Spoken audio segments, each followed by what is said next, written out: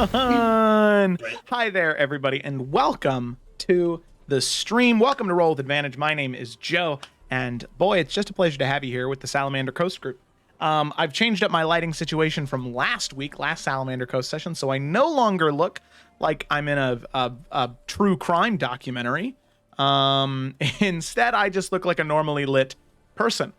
Oh yeah, I'll think about getting a Brita water. Actually, Caitlin and I want to get a Brita water filter.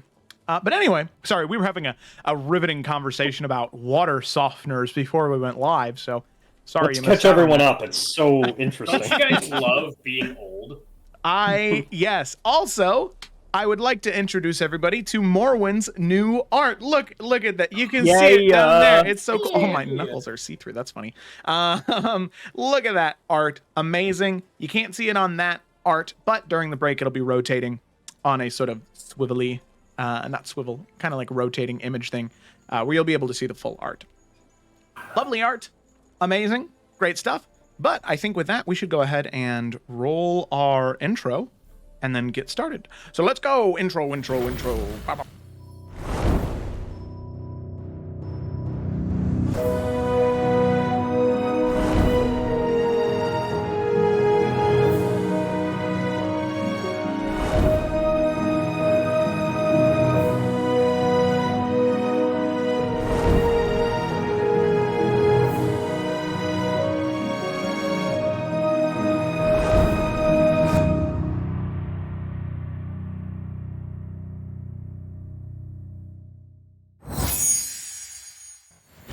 Ready. Wow.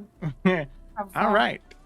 We are back. So, as is tradition now on the all of the Roll with Advantage campaigns, it's no longer me doing the summary before the game starts. It is a player, and this week, that lucky player is Marquarius J. Judgius. So, Mark, why don't you go ahead and take it away? Yeah, I appreciate you lengthening my name. Would you like a specific type of music, or are you good with the Witcher ambient? I'm good with the Witcher ambient, non-copyright, free domain Witcher ambient. Correct. So, yeah, that's not from anything. No. But yeah, okay. So,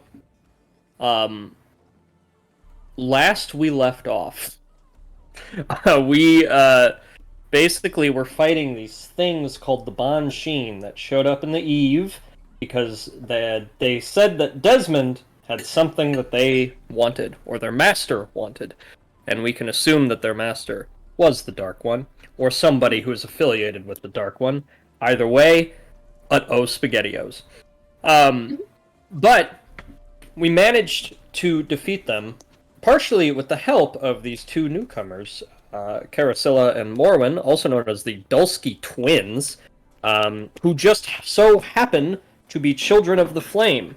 And we heard a bit of a dodgy story from Keothi a few sessions ago about her interaction with the Children of the Flame, but it turns out she remembers Carasilla and Morwen pleasantly because apparently they were some of the people, if not some of the only people, that were actually trying to stop a conflict from happening that day where Keothi had that bad interaction.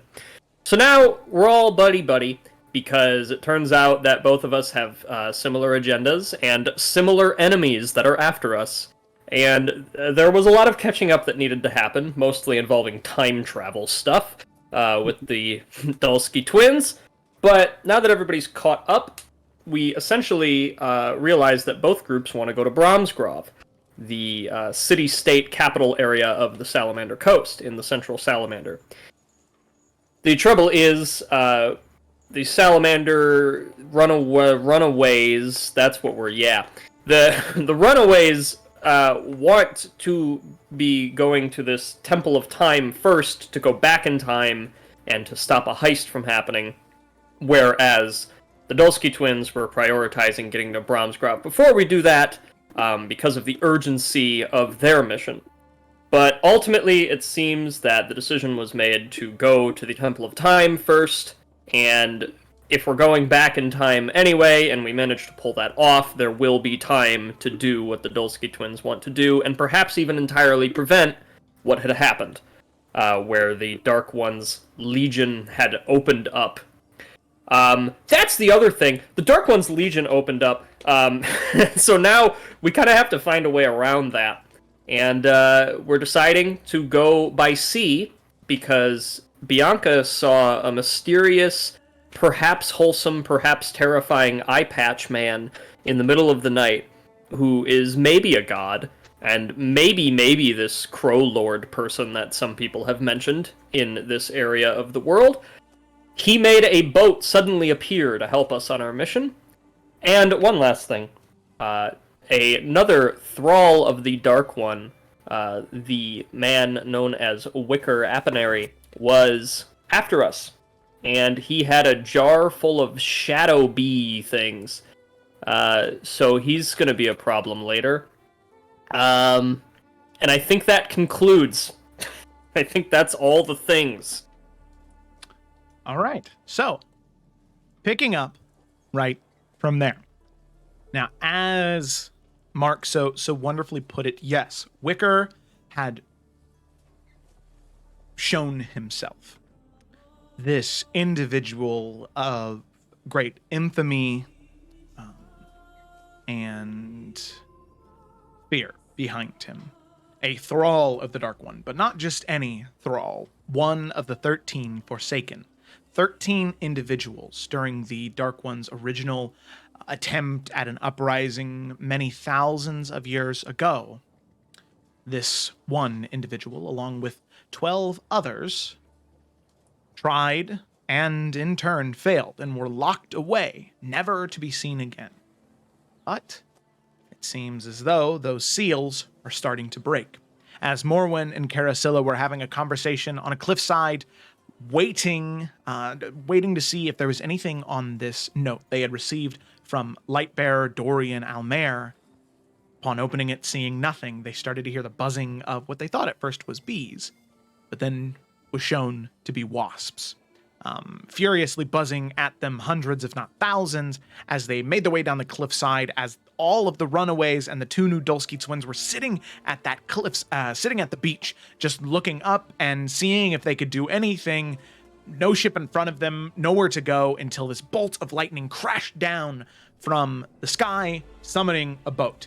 The Dulski twins and the 4 other runaways, along with Keothi, pushing the boat off and jumping in as they begin to sail off into the shattered shields, this half of the fractured peninsula. The wasps stopped at the waterline and then slowly retreated back into the jar where Wicker kept them on his back, and they could see him standing on the cliffside watching them leave, but not chasing them, not pursuing. But as the party jumps onto the ship, not really any time to think too much about it one way or the other, they begin sailing. Now, as all of you begin sailing, for one, it is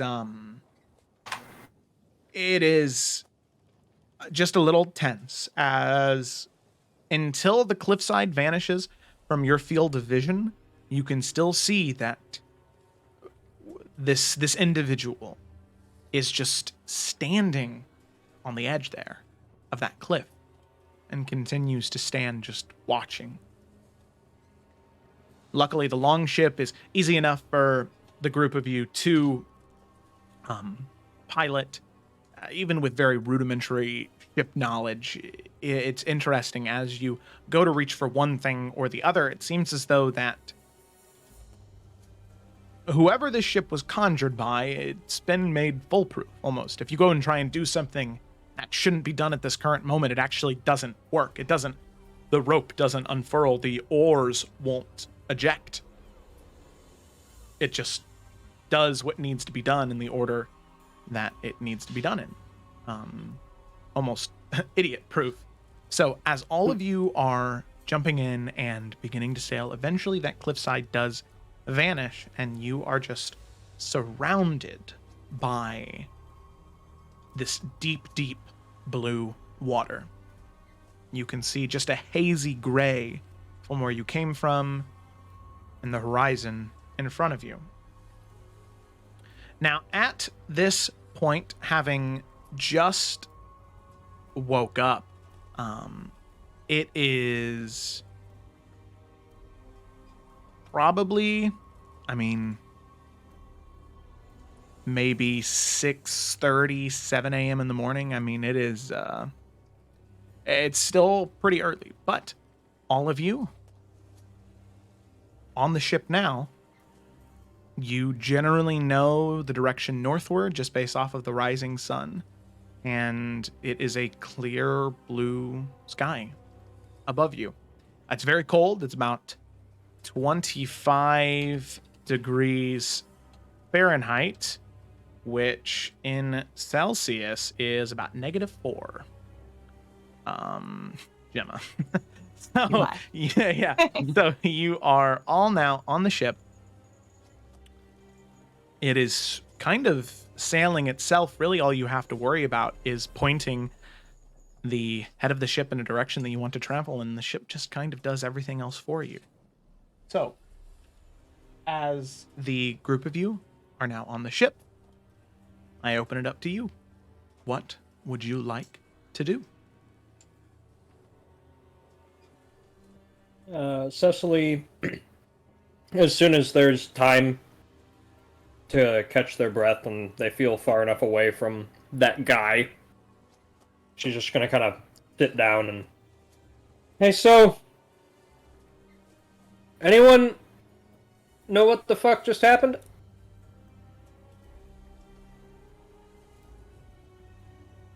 Joe, does Bianca know anything about history-wise that being one of the 13 maybe? Yeah, I'll have Bianca, Carasilla, and Morwen, and Ashima. I'd like all 4 of you to make history checks.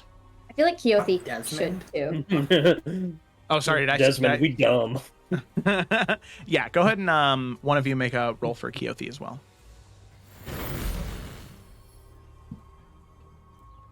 History Ursula's got a time. 15. Ooh. I got a 21. I got a 20. Oh, Keothi's having a rough time. Okay, so 21, Carasilla, what'd you say? 15. 15, so 21, 21, 15. Okay. Ashima and Morwen. You were the two who have at least an idea. Now, sadly, Carasilla, your study of the 13 was... you never participated that much, as you definitely were, of the 2 sisters, the one least interested in that sort of aspect of it. You were more so interested in just helping people. So the sort of history aspect not always was your thing. Now, Morwen, Ashima, and Bianca are nice little bottom row right there. The 3 of you would be able to gather some recollection. More so for Ashima and Morwen, because Morwen, you were very attentive during those classes in particular of the 13 Forsaken, these supremely powerful individuals that were persuaded one way or the other to aid the Dark One and be his pretty much kings or queens of the New World, be the new leaders when his existence was created. Ashima, you would also have a small inkling of that, but from the reference of older scrolls written by monks and the Ashimas from that point in history. And then Bianca,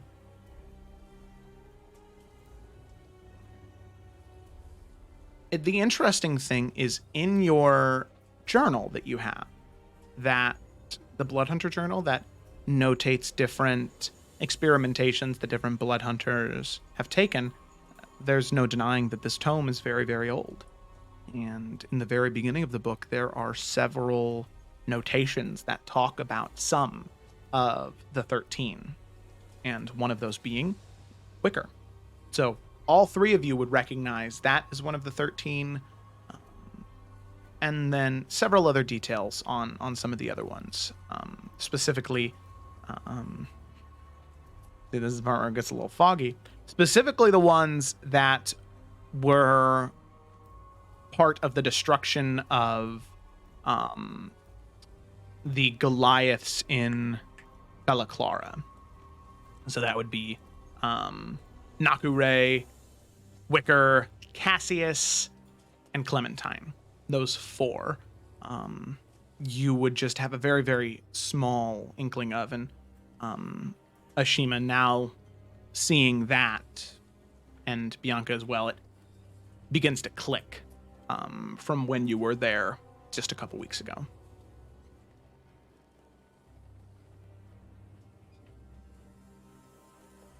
I think that was one of the 13 that we just saw. You are correct. This makes the second thrall of the Dark One we've seen in 24 hours. She says as she looks at Carasilla. Not good. Hoping that maybe the seals would take a little bit longer to open than that, but we can work at that, I guess, if we're going back in time, right? Yeah. Hope so. Huh. Okay. I mean, yeah, I thought maybe, like, once I'd be like, what the fuck just happened? And he'd be like, oh, that's actually nothing to worry about. But no, that's fine.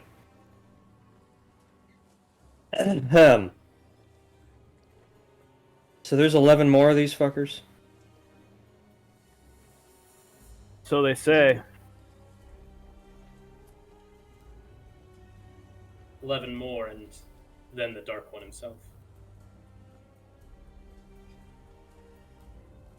Alright. Oh. The worst part is it'd be so much easier if it was just the Dark One and the 13, but then there's also Shadowspawn to consider. Those abhorrent creations. And then not only that, apparently now there are these Bansheen.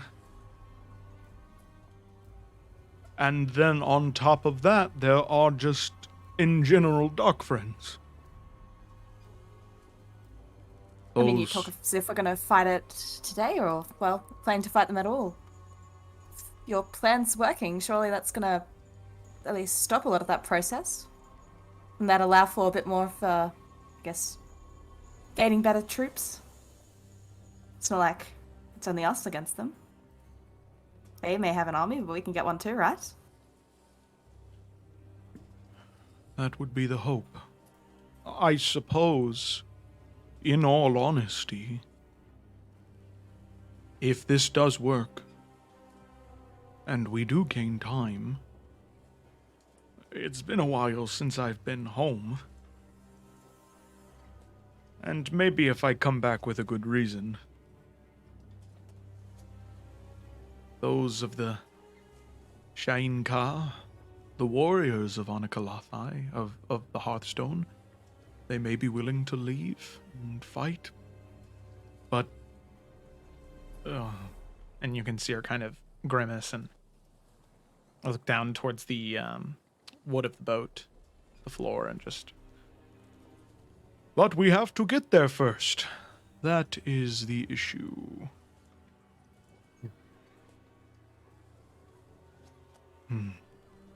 One thing at a time, I suppose. One thing at a time. Including finding out who our mysterious benefactor is. Yeah, and maybe where this boat he gave us is taking us. Joe, what is it? Is it heading north or another direction? As of right now, it's heading north. The thing is, there is a rudder on the back that, just messing with a little bit, it does adjust the way that the sail is facing. And also the rudder on the back and adjust that as well. So by moving the rudder, you can change the direction. It's not set on one course. It's up to you to choose where you want to go. So yeah. Cool. looks as though immediately they're not trying to divert us any direction. Well, Are there any like specific insignias or anything on sails or anywhere on the boat that would have kind of like, I don't know. Yeah, so the interesting thing is all along the mast, the sort of central focal point of the ship, you can see that there are just these tiny engravings made by a very, very fine woodcarver. They look to be this large tree, almost, this just branches that continue to extend all over the mast as far as you can see up. And on every other branch, every few branches, there is just a crow sitting on one of the branches. And the crazy part is this wood is, even though these carvings are so small, the wood is so detailed, you can make that out, even without a perception check of any kind. And then you can see along the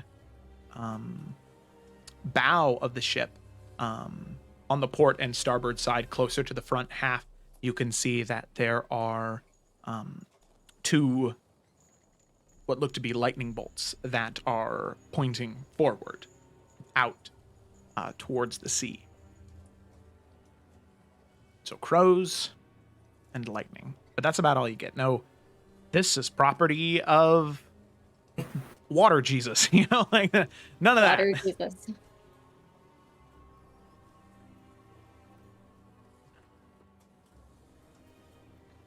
And we can all kind of see that. Oh, yeah, all of you can definitely see that. Actually, make a history check for Keothi. Because Keothi's from these parts. I'm on it. Get to it. Private 21. Keothi will kind of like staring with you. That's pretty much it. Yeah, staring with you, Desmond, and kind of looking over the hull. Oh no. Don't say that. Well, and she just kind of makes this nervous noise, and this is just to you, Desmond, as she kind of like looks back towards the rest of the group, and then looks back towards you and kind of leans in and is like, now, it could be a good thing, but it also could be very bad. I think I might know who this ship belongs to. Who is that? There is a man who is very powerful in the Fractured Peninsula. No one knows his true name. They only call him the Crow Lord of Jardilla. He's the man in charge, so to speak, trying to unite the Fractured Peninsula and the factions within. The only issue is, if my memory serves me correctly, this man, this Crow Lord, is the same one who trapped Freya where she is, preventing her from leaving Council of Yggdrasil.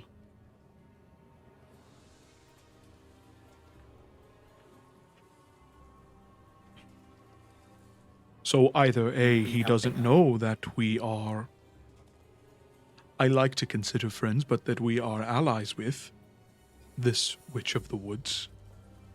Or B, he does know, and we are valuable to him. I don't know which one I like less.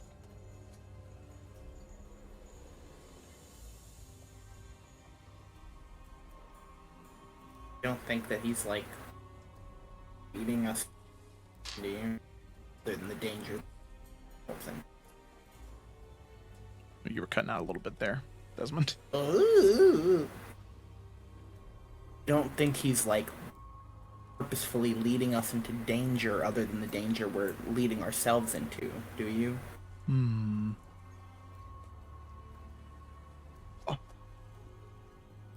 I don't know. It's just... He tends to be a man who... He schemes a lot. So if there is value to any of us, he'll make sure that we stay alive long enough until he has no more use for us.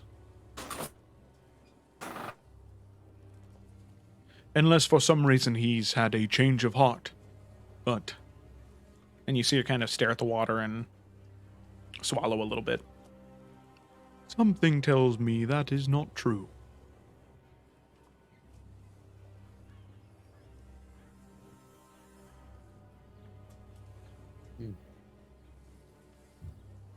Wonder, maybe he friend of the Dark One. Maybe. Oh. I don't know. I hope not, but... If that is the case, then why save us? Without that ship, Wicker would have taken us. Or worse. If he's not, I don't know, ally of the Dark One, maybe it's all what we were doing and getting us away from an enemy. Is my, or however that saying goes. I don't know. But I suppose now we can't rule anything out. If we can avoid it, I suppose then it would be best to avoid him. And maybe be best not to tell everyone else. Yeah, one to worry about. Exactly. With that, all of you can kind of see the two of them just kind of talking over the edge. And then eventually the two of them turn back around and Keothi kind of sits down on one of the small sort of benches where people would normally sit and row with oars, but there are no oars in the ship. It is just moving.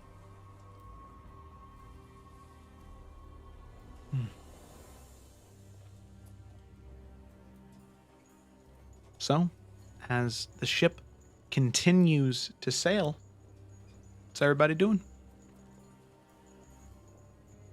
Say you have about 2 days before you get to land.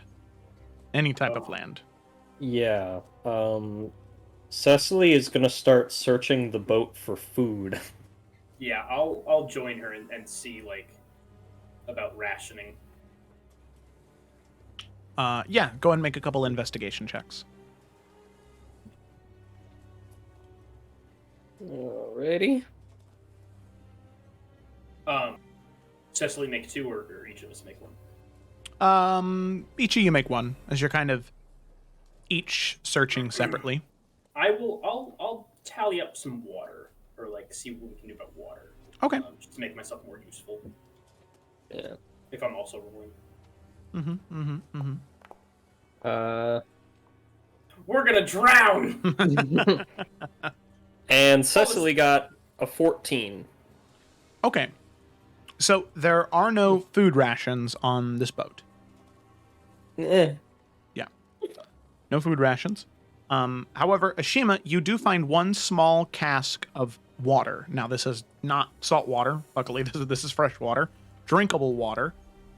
And it'll probably last between the 6 of you, well, 7 of you, including Keothi, about 3 days. All of the other water around us is all polluted and disgusting. Somebody dumped a bunch of salt in it. Well, but there's no food.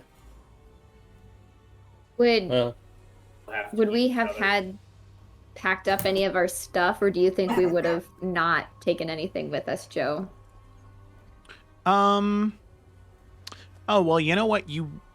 Your pack wolf would be on here. Unless... Yay. Yeah. Which one of our wolves was alive still? Oh, man. The one Desmond was on, right? Yeah, the one Desmond and... just Desmond. Sunny. Oh, was Sunny with us still? I forgot. Or did he die? Sunny, no. After your long rest, you would have woken up and Sunny was just armor. Just no more plants, just armor. Bye, Sunny. Yep. No. Well, Cecily is... Yeah, she'll be fine regardless if we have rations or not, because she has stale bread in her inventory. But as far as everyone else goes... I mean, yes, whatever I have we to had... eat the remains of the platinum dragon now. Oh my god. All the reason to. So I guess whatever we had on the wolf is with us, which we weren't really keeping a track of rations too much, but... Yeah. I'd assume we had at least some. Yeah, you bought a decent amount when you were near the Traveler's Respite with Freya. So, provided that you all... I'm just trying to think, like, in that moment when the other two wolves died, you probably weren't picking up the saddlebags off those wolves. So I'd probably say if I remember correctly, you got enough food and water for 6 days, 7 days maybe. So we'll say that you have enough food for 2 days then. So that way you don't have to worry about this initial part of the journey. All right, so we gotta hunt when we find land. Sounds good. Or forage for Ishima. Nah, man, I'm gonna hunt some berries. Hey, they're defiant little rascals, that's for sure. Oh, just as a fun little thing that I I changed out. So there's a new like calendar thing. It's, if you'll notice, it's not just hanging out there the entire time now. So if you go to a little like character icon thing, the token controls, and all the way down to the bottom there's a little calendar icon. If you click on that, it'll pop up with a little thing. And what you can actually do is you can add notes to the day. Now these are notes that can be seen by everybody, but if something notable happens and you're like, I'll take a note on that because it's notable. You can do that now. Take a note on that because it's notable. And then you can also make it compact if you want a little bit of a smaller viewer. Because the nice thing is, since I use the same Foundry page for all of the campaigns, whenever days come up in other campaigns, I'll know what happened. See? It's all about making my life easier. All right. So, with that, 2 days before you reach land, 2 days to get to know each other, 2 days to sit and be quiet and do nothing. The choice is yours. I'm gonna pout for 48 hours. Oh my god. That's how Cecily gets her spell points back. Yeah. It's pouting.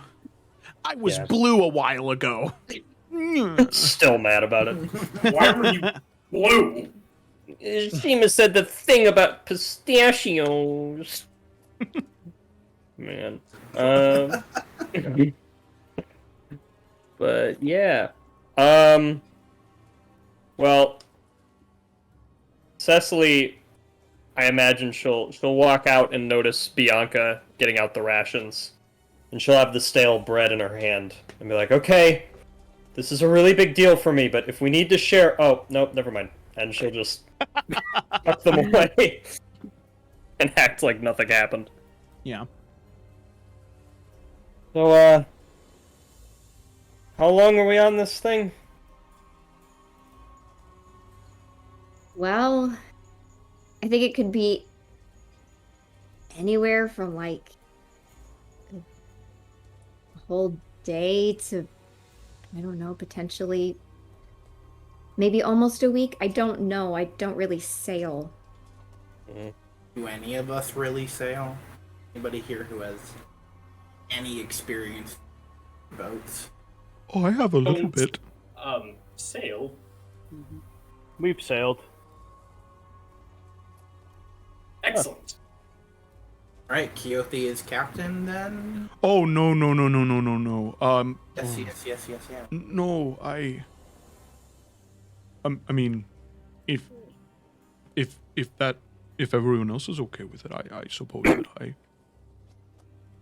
Well, what is the what does a captain do with a crew of 6? Particularly on a vessel that seems to man itself.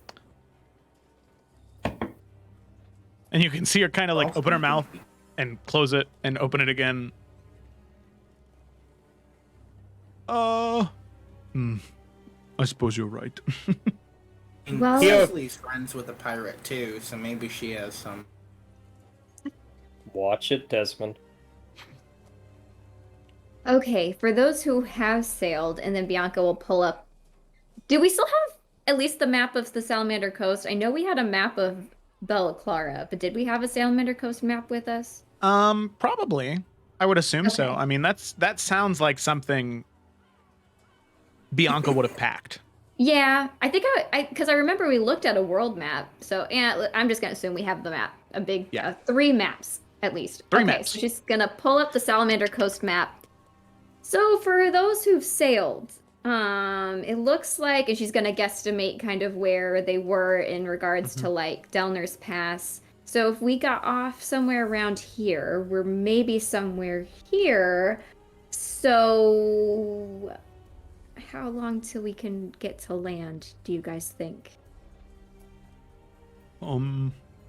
Depends. Is this to scale? I don't know. It's the best map I could afford. Well, if it is, simply eyeballing it, it took me, I would say 9 days to reach La Clara from Lochar, so it seems that our destination will take us about 2 days. Okay. We Of should be course. fine till then, right? If things become too desperate, I imagine we could just, move the rudders or swim to shore. We can all swim, right? I have a distinct memory of that coming up before. Desmond kind of twiddles his thumbs. Desmond? To be anybody who couldn't swim, I imagine that there are plenty of buoyant things aboard. Swim.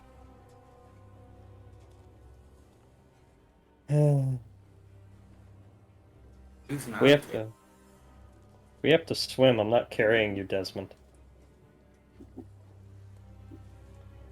That's how it works, and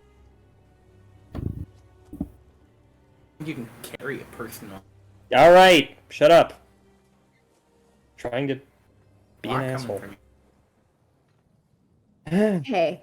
And then Bianca's gonna look to Morwen and Carasilla. So you guys have sailed before too, right? Do you also think it could be about 2 days before we reach land somewhere? I mean, can we look at the map and kind of like have an idea of like, how long Yeah, it's she taking has us it. to other places, and then like, how long it's probably going to take to get to where we're going? Yeah, she'll offer it to you guys. Yeah, so what I would say is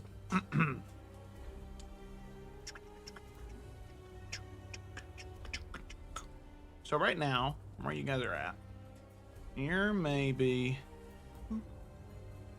click, about 1,000 miles away from Fjardeleth.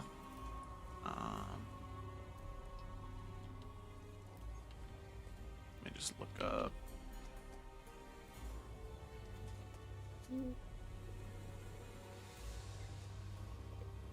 I just want to see what the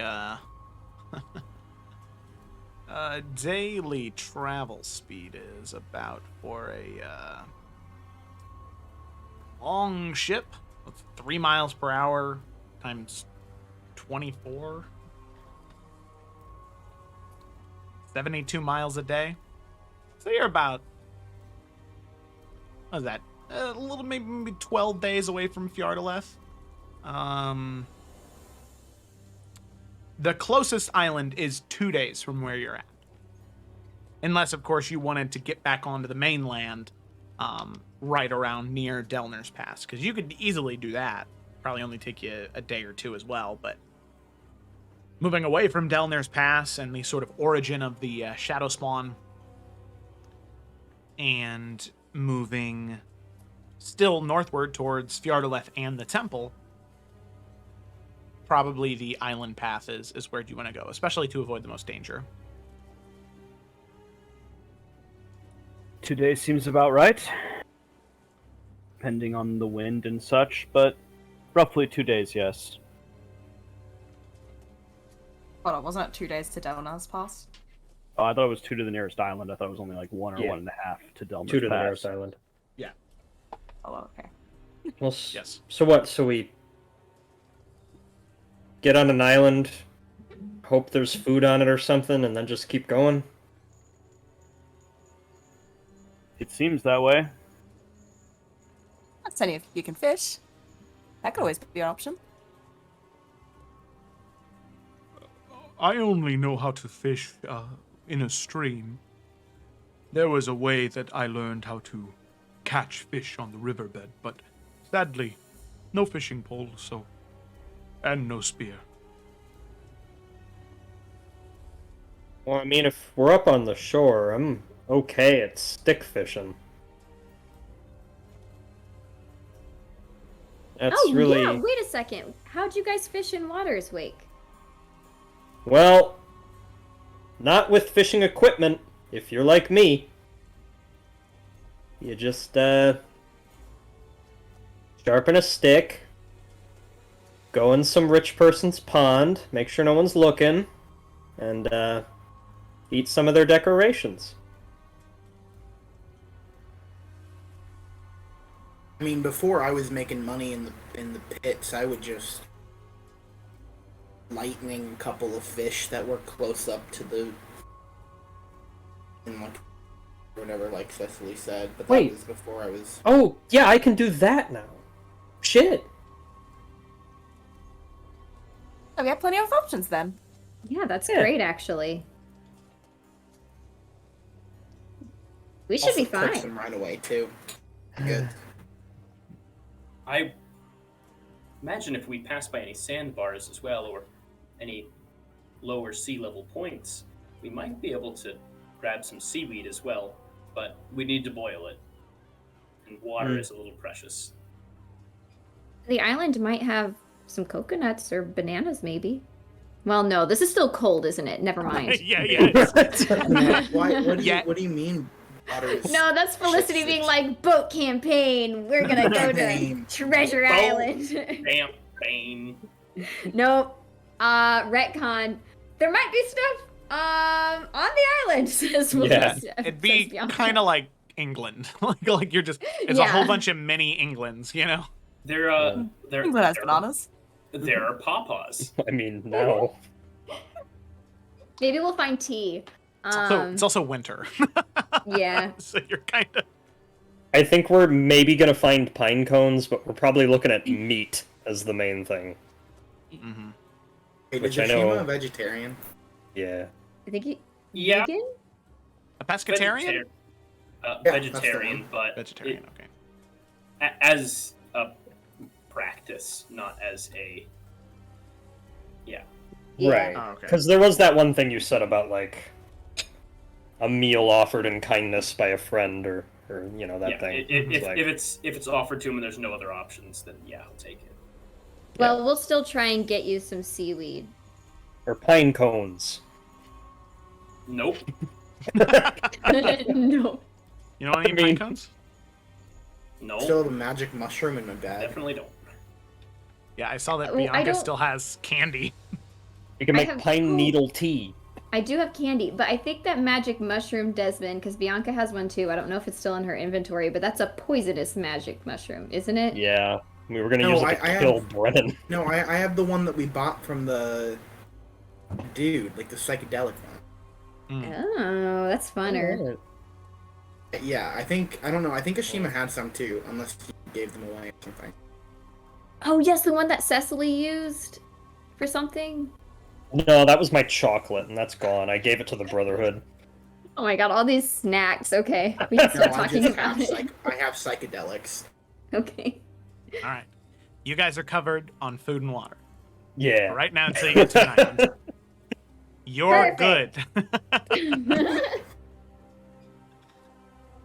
So, aside from talking about food and water, what are you guys doing over the 2 days? Joe, how tall is the mast? Probably, I'd say 12 feet. Maybe 10 or 12 feet. Okay, I'm Um, noting that down. Thank you. I would say, based on what we can do, and you guys want to get high? And I get those mean, magic mushrooms. it's either good. that or Smoke weed every day. just kind of vibe for 2 days anyway. So like, I think Carousel would want to talk to Cecily at some point. Once people have settled down, at least. yeah, there's a thing. Hey, there we go. That's what I was looking for. Good job initiating roleplay, Gemma. Woo! Is everybody good today? Like, are we good? You This guys is have spent the past hour saying, let's see, all right, well, I got these magic candies here, and where's the water on the ship? It's everywhere. It's under the boat.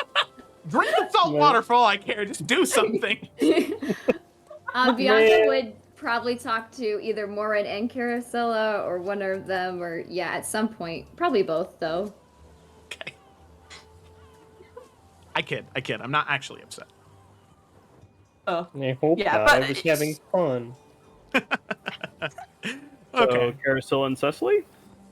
yeah. She'd wait until everything's calmed down and all that food discussion is done. And she'll just find, I guess, where Cecily's just gone, and just kind of straight up to her. I noticed you were not the most trusting. I have. Pretty sharp of you. Well, it's a genuine question if we're going to be together. Like to know that the person I'm sailing with isn't going to try and, I don't know, stab my back. Oh. Even if I wanted to, they wouldn't let me get away with it. So I wouldn't So- worry. Do you want to? No. It's good enough at the start.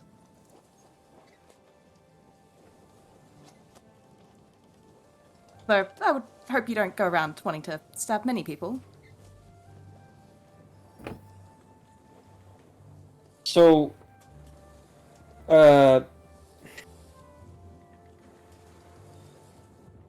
what's your,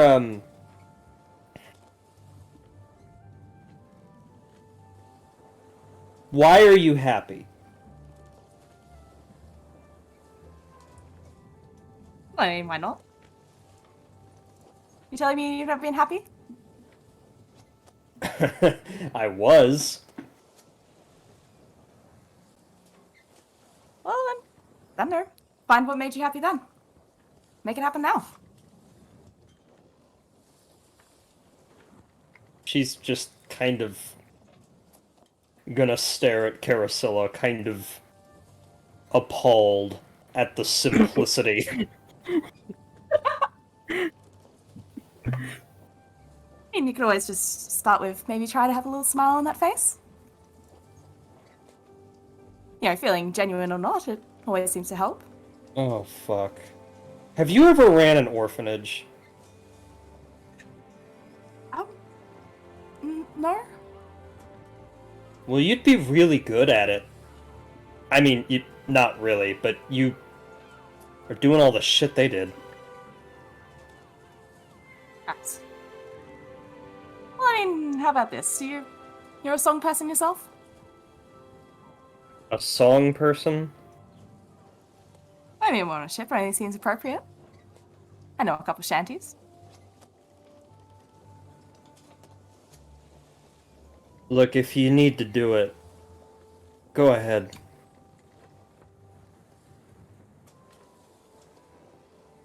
Well, I'll say that at least that attitude's not the best for trying to be happy. It's hard to be happy if you don't want to be. Uh-huh.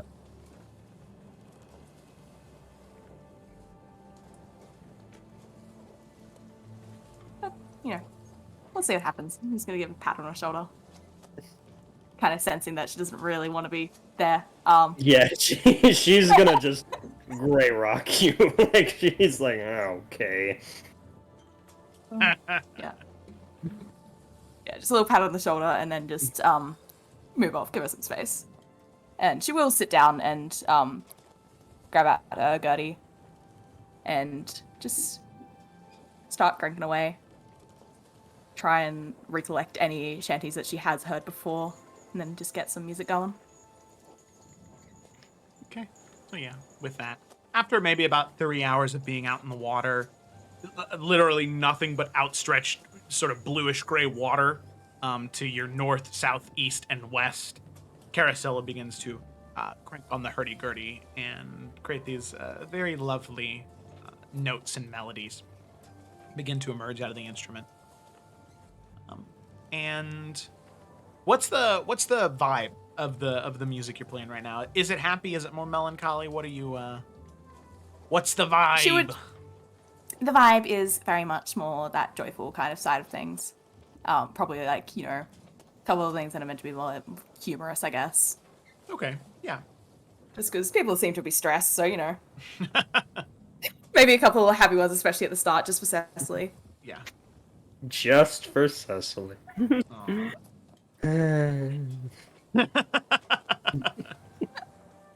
think after a while, like Morin had probably been like sitting down, like hands crossed behind her head. She'd push herself up and she'd just go, "Oh, I'm gonna have to do something productive." She's gonna look up to like the top mast of the ship, of the ship, and kind of think about it for a second, and then she's gonna squat a little bit with her boots, and she's gonna jump straight up. Oh, that's right. Okay, so all of you sort of sitting on the boat, kind of minding your own business, maybe, playing solitaire with yourself, whatever you're doing.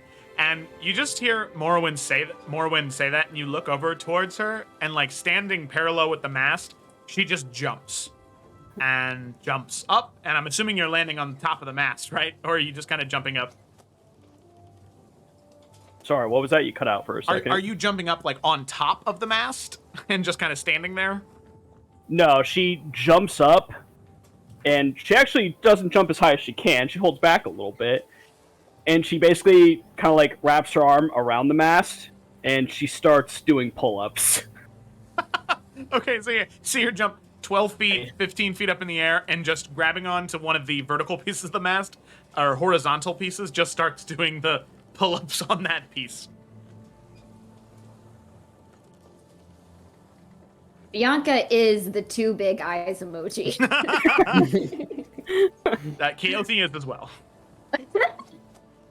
Yeah. And after a while, she lifts her legs up to make it harder as she keeps going. Man. Cecily is just... I don't know what emoji, but I'll describe it with other words. She's gonna just kind of be staring for a second with the most "are you kidding me" expression. And then she is going to slowly walk up to Ashima and just... Remember when I kept calling you, like, weird and annoying when we first met each other? I have to remember very far back. Yeah.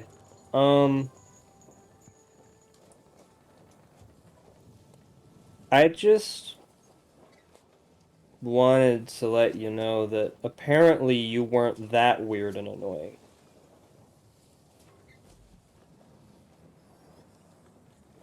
The saying, and very astute wisdom goes, that there is always someone better than you at any given task, and there is always someone more foreign. Hmm. How long do you think we're gonna be stuck with these two? Think of it that way, they seem decent. Hmm. 98, 99, 100.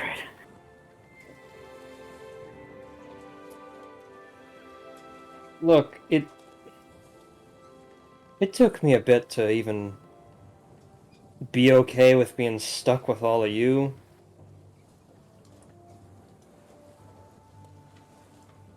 I don't know how much more room I got in my big open heart for two more people. Well, you're a growing young woman. Perhaps your heart will grow even more. Gross.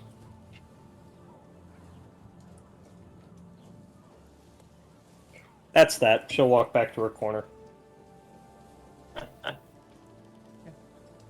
And after about an hour, like half hour, Morwen would slide down the mast and kind of head back over to where she was.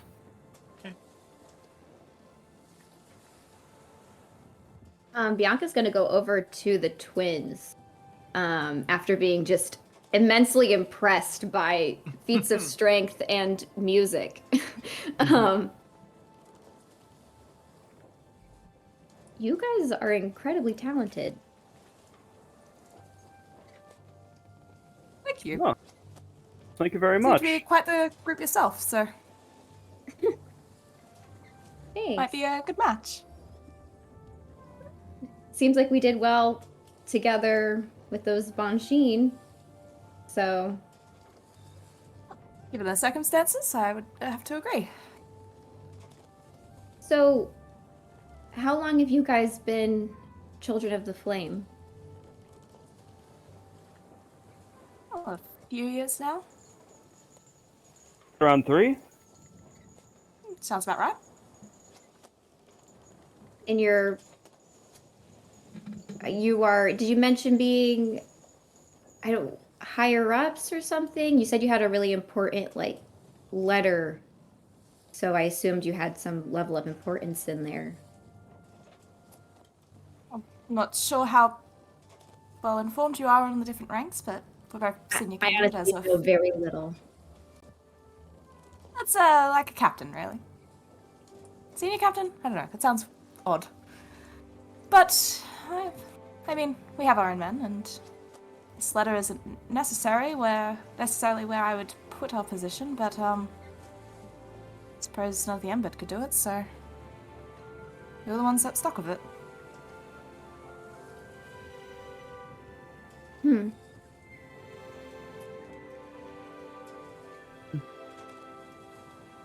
mean, And we're how not did- here to pull rank on any of you, so... Oh, no, I'm just, getting to know who we're traveling with and just kind of curious about everything.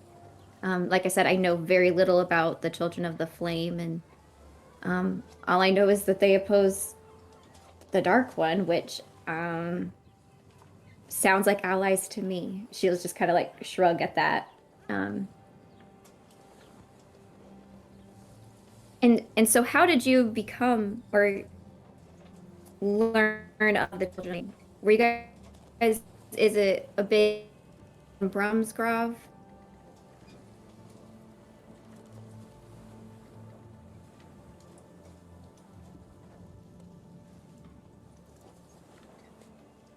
Internet was cutting out for a hot minute. What were you saying? Okay, yeah. Did mine cut out? I don't know. She basically asked It's mine. how you became Children of the Flame and like if it's like really prominent in Bromsgrove because she's heard about it being there quite a bit. I mean, I was the first one to dip in, I guess. Met a couple of already existing members, and well, they seemed to think that I would do well there, and seemed to have the kind of cause that I would be willing to support. Morwen just naturally followed. Wink back. Well, you needed someone competent to watch your back. I certainly couldn't think of anyone better for the job. Well, I like to think I'm competent enough by myself, at least.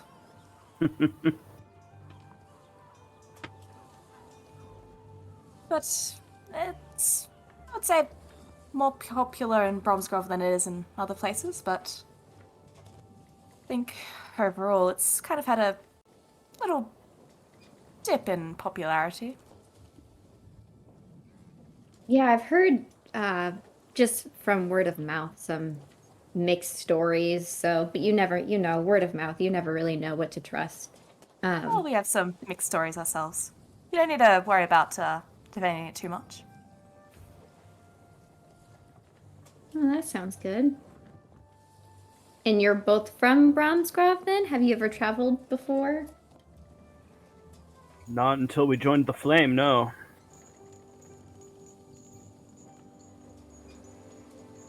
Yeah, most of us hadn't traveled before this weird whatever adventure this is. So, besides Ashima and Keothi, they've traveled the most. So we're all in the same boat. Literally. Well, Aha. yes. But where's home for you? I'm originally from Belka in Bella Clara, but I had set up a shop in Summer's Rest, and then I got wrapped up in all this. Funny how life works. So I guess that's kind of like traveling, but not really. It was a far enough, like a month travel between the two, but it felt like just seeing the same thing, honestly, with the same kind of people. Certainly at least some distance from Belka now, though. Oh my gosh. I never knew that the Western Salamander would look like this. It's kind of incredible in a scary, there's no like humanity out here way, but beautiful in its own way.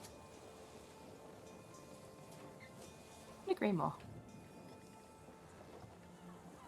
May I ask you something? Yeah, absolutely. There was a lot going on during the fight yesterday, but you looked very different during the combat. What was that? Okay, yeah, didn't really know how to address that, and I still don't. I'm a blood hunter, but I am hunting fiends. So part of the blood hunter way is to become what you hunt in order to know it best. And I did not learn my blood hunter stuff from any of the blood hunters or blood clans out here. I'm very unfamiliar with these people, if you want to even call them people. The story, but the long gist is I have goals, and this is supposed to help me reach it. Supposed to. You can kind of see her a little like disheartened and very like unsure of herself as she's like saying these things. She's not as confident in what she has been doing, obviously. Forgive Something me, you don't see every day. Like you're doing quite well at getting to whatever this goal is. Yeah. I also did not mean to poke a sore spot, so to speak, so apologies, I was just curious. No, it's all right. It's only fair. We're traveling together, and seeing someone turned into a hellhound is probably not gonna be your first idea for an ally, so I completely respect the question. Well, when the combat was over, you were the first one to offer thanks and acceptance, so you seem alright to me. And she'll smile. How long have you been playing that instrument? I don't think I've ever seen one. A little while now. You're Oh, very, very good. Thank you. It's not the most common first choice instrument, but I think more people should give it a shot.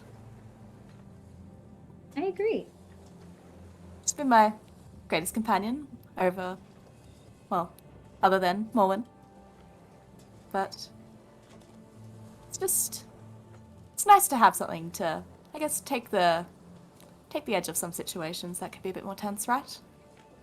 Yeah, for me personally, it's been very welcome and comforting. And a change in pace, I guess, from just everything. So, your music is very appreciated. Although I'm not sure how much Cecily is a fan, but maybe she'll come around. She seems a little pointy towards a lot of things. Yeah, I would say a gentle approach would be that's my best advice for that. She'll come around. She has a bigger heart than she gives off. I mean, all of it just seemed to be defensive, so I'm sure that's definitely the case. Are any of the others as worried about us as she is? Worried? I don't think so. You could check in with Desmond because he's just gone through a lot. I should probably check in with him too, just to see how he's been. He's sometimes just kind of mysterious and closed off, but I don't know if you should be worried about him.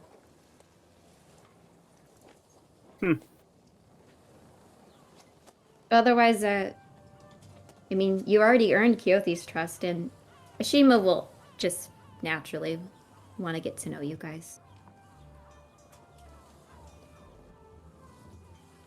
Sounds like mostly cut then, which is good. Yeah.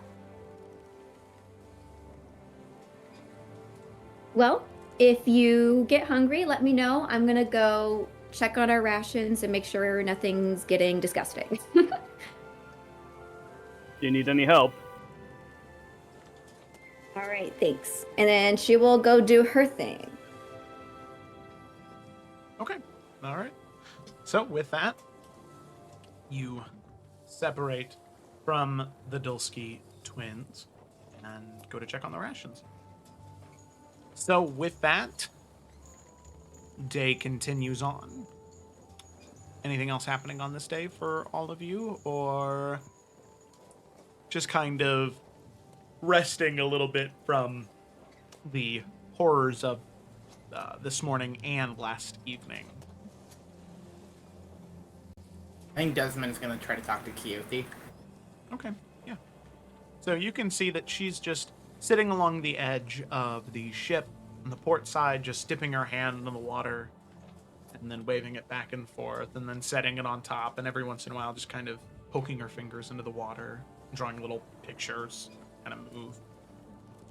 You continue to ride along, carried by the wind, and she sees you approach and says, Oh, Desmond. Hello. Hi. Said this morning that if I had any questions, I should just come to you. Of course, if you need to know anything about anything I know about, I'd be happy to share it with you.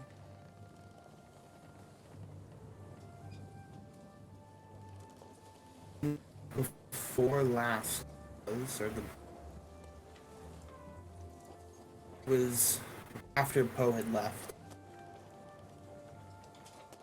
I had kind of woken up, listening. Started to have these Cameron, you're cutting in and out really bad. There's no problem today. What's I just got a happening? new router, so it's probably not super right yet. Sounds Yeah. like your mic sensitivity is really high. Because it's like... Let me. Yeah, to edit. Give that a little edit. Get a little spin here. Is this better? Keep talking. I'll let you know if it's not. Okay. Should I just continue then? Yeah, go ahead and continue. Okay. So you're saying had these visions that night, and I just it was flashing back and forth of places and people, and it almost felt like I should know what it meant, but there was something kind of holding me back, I guess. But there was this other dragonborn who I saw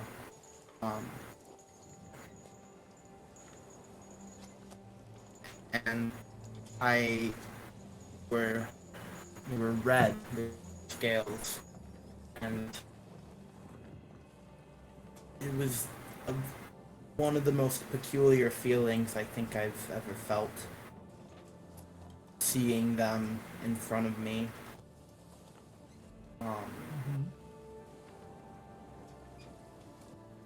And it was like I knew them, but I'm not sure how or why or from when or where or who they are or I don't know if any of that sounds like something you would know about. I do, actually. Only a little bit. I didn't study the Dragonborn too much. Just cursory knowledge. What I do know is that Dragonborn, as opposed to being, well, as ironically as it may sound, as opposed to being born like, say, Cecily or Shima or Bianca or the two over there, they are created. Same as me and my people. The Goliaths are hewn from stone, given life by the gift of Elowin, and the Dragonborn are created by these two constantly conflicting entities, Bahamut and Tiamat. Now, there is always equal number of Dragonborns in existence at any one time.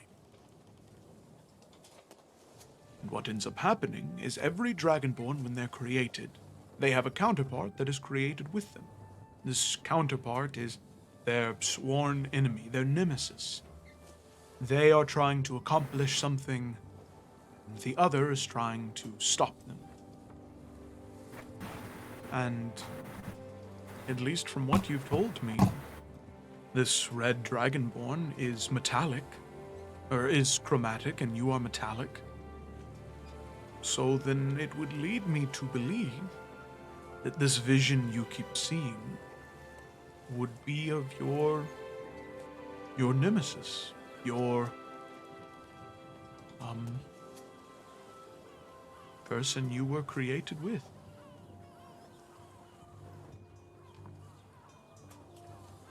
So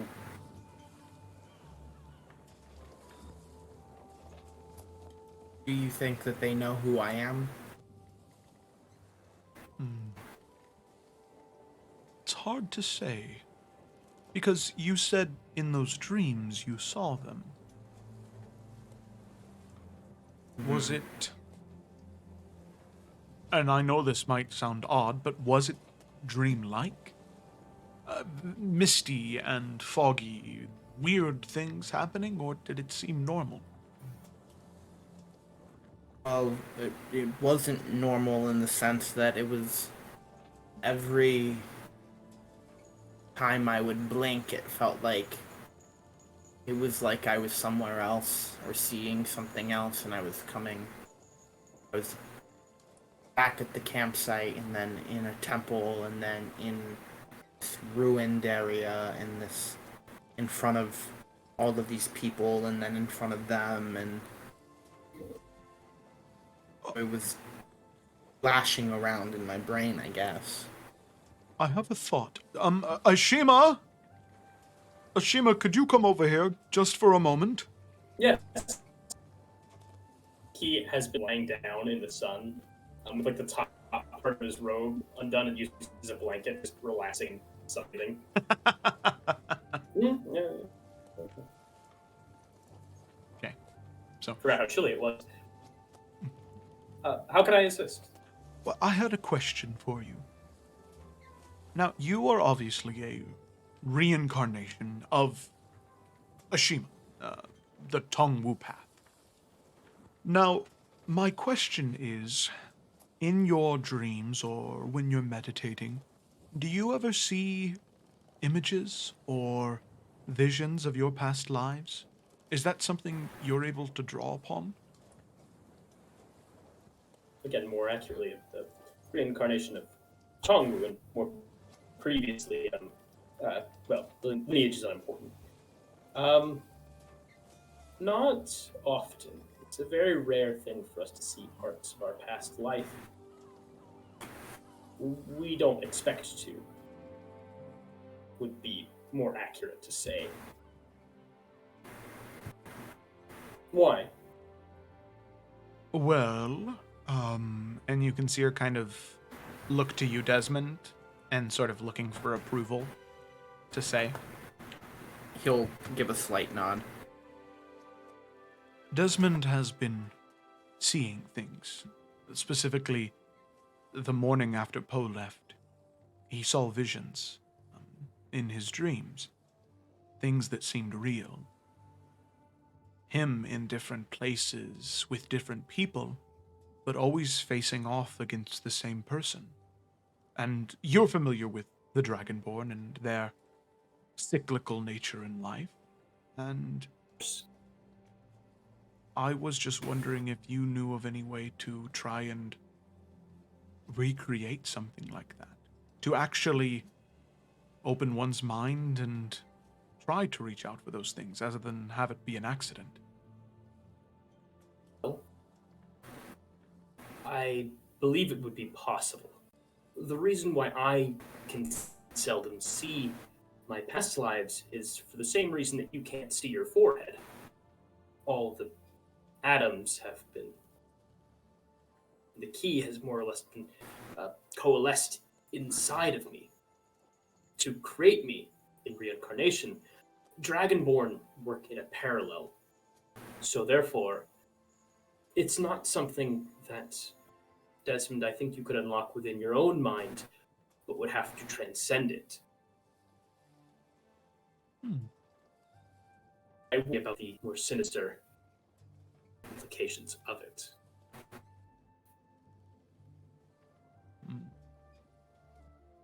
Well, that is to say, if you are of Bahamut, then you would be, well, I assume required in some sense to make a connection with Tiamat, to see into the life of your parallel twin. I don't know if it would help, but I think I understand a little.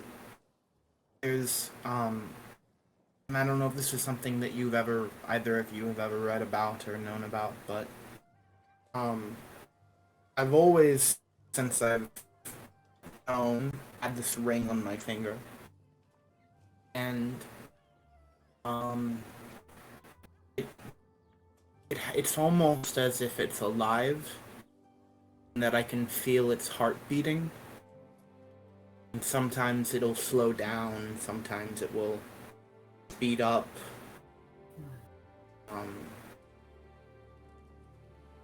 But I guess I assume now that if I'm supposed to be connected to this other Dragonborn, that perhaps it's their heartbeat.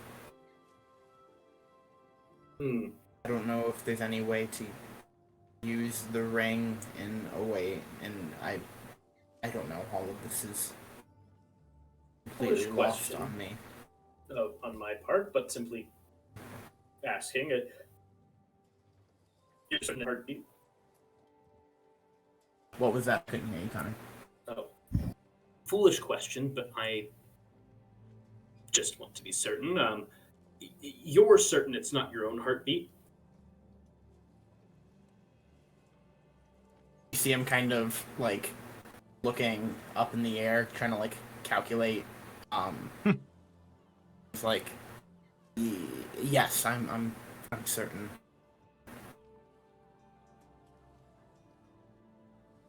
Figured as much, but it can never hurt to be too careful.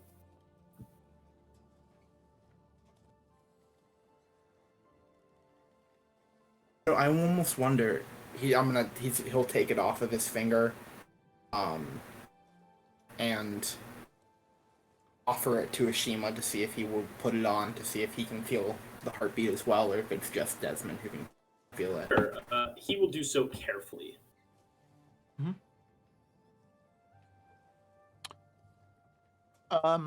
Ashima, you put it on, and you can feel a heartbeat. It's very slow, very reserved.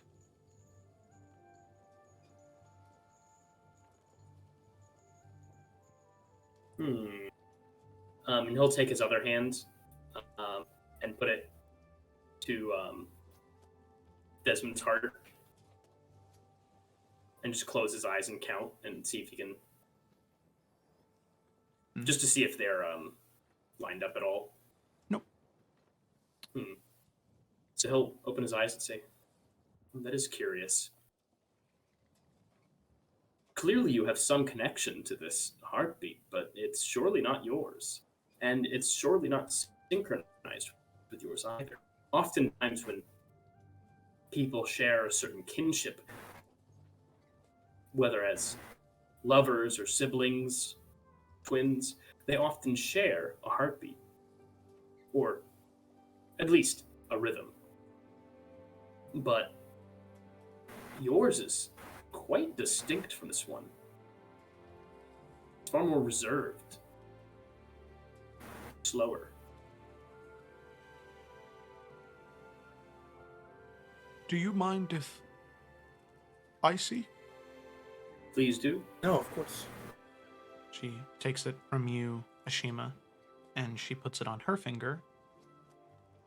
Well, that's odd. I don't feel anything. Nothing.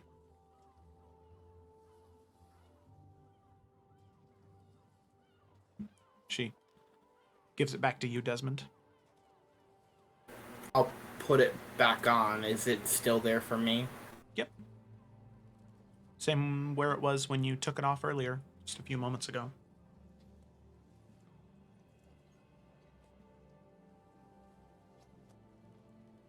That's weird. That's very weird.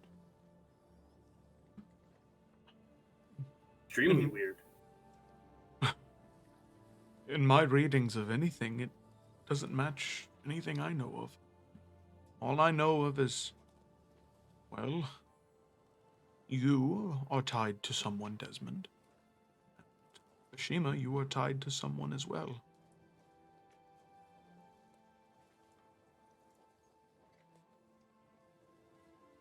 As far as I know, in this current moment, I'm tied to no one.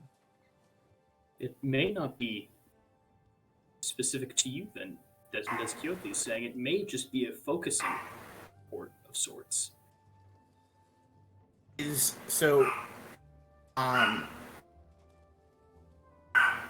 What does the heartbeat feel like to me right now, I guess? To you right now, it's a normal heartbeat. It's not sped up, it's not slowed down. It just seems like somebody who's maybe doing some light activity, walking. Nothing more complex than that.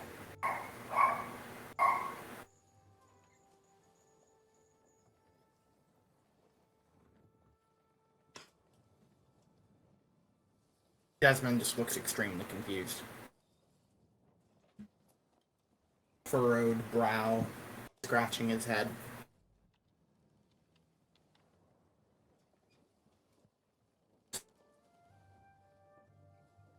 And is it my purpose to stop this other dragonborn?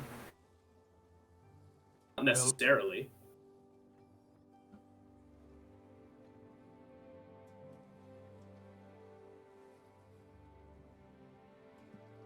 Just as water isn't necessarily created to extinguish fire.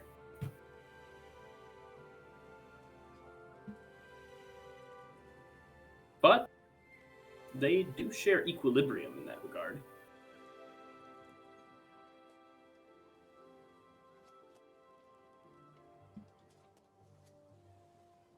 I think perhaps you'll have to just hold on to it for now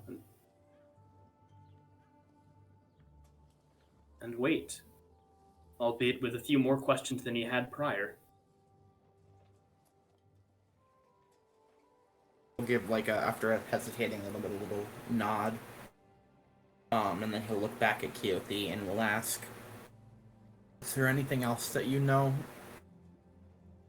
about Dragonborn? About Dragonborn.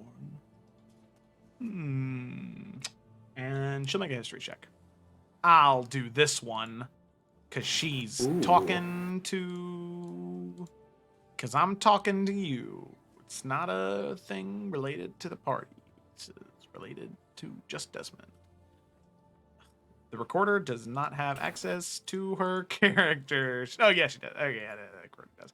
Keothi's history modifier is +6. Crack-a-lack-a-ding-dong. Let's see. 16 plus 6. 22. Oh, Okay. nice. All right. Let me get back into character. All right. Well,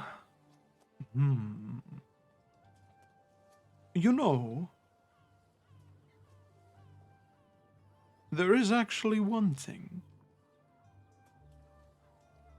In Belliclara, there's a monastery where metallic dragonborn were born and raised, created, arrived, I'm not exactly sure on the terminology, but where they were raised, trained to fight or to stealth or to create, to cast spells. It was in the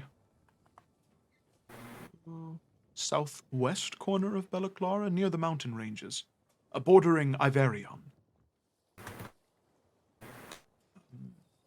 It was odd because it was a place of historical significance, you see. As the stone that the temple, the building was made from, was unique to that region. It was unique being there. It didn't exist there. That type of stone that those buildings were hewn from, or were imported, or created, conjured somehow, from a completely different region of the world. From Cartasia, of all places, across Asticia's ocean. That monastery. What does that mean? Oh, well, I don't know. It could mean that the Dragonborn who created it were immensely powerful, that they created teleportation circles back and forth, that stone had some significant meaning to the Dragonborn, specifically metallic. And Desmond, you do have this sort of flash of insight for just a brief moment, as the southwest corner of Belliclara is where you woke up. In a ruined area. White, like bleached white snow, or bleached white stone covered in moss and ivy. Trees just sheltering the entire area.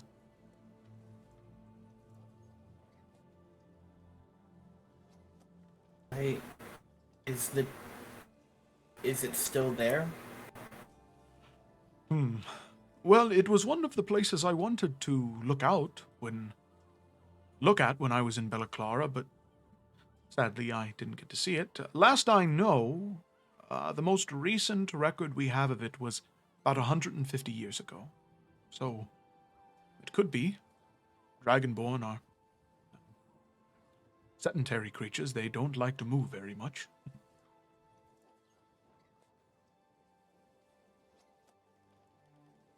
Uh-huh. It's just the one area then? Oh, there are multiple. That is just the one that seemed to have the most significance. Others tend to be found by a single Dragonborn, trained for a while, and then taken to where they deem that Dragonborn's skills and efforts are best utilized. So some Dragonborn will train them in the basic ways of the shield and sword, find out they have an affinity for magic, and take them to a school. Or find out that they have a particularly good time speaking, or convincing people, and take them to a bard's college. Or some of the lucky ones, they find themselves in academies meant for only Dragonborn. There is one in Afera, the College of Valerio, I believe it is, in New Afera. That was a college meant specifically for Dragonborn that would accept other people. So, there's that as well, but that was one of the ones that seemed to have the most historical value, and that's what I was interested in.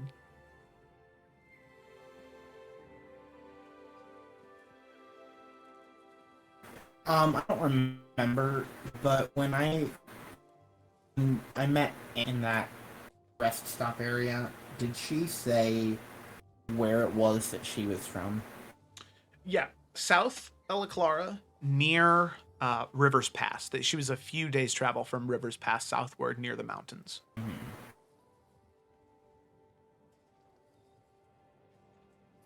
And you would also remember that the last thing she told, the thing that she told you that was the last thing you said to her, was that you were heading west.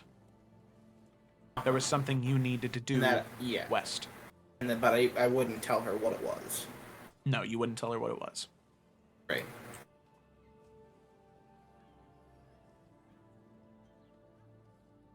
Thank you, Kiyothi and Ashima. Weird, the more you know, the more you don't know. This way, you at least have some answers, and some answers is better than none. Right. Right. If I think of anything else, you'll be the first person to hear about it, okay? More questions are Thank you. often the answer to fewer questions. Exactly.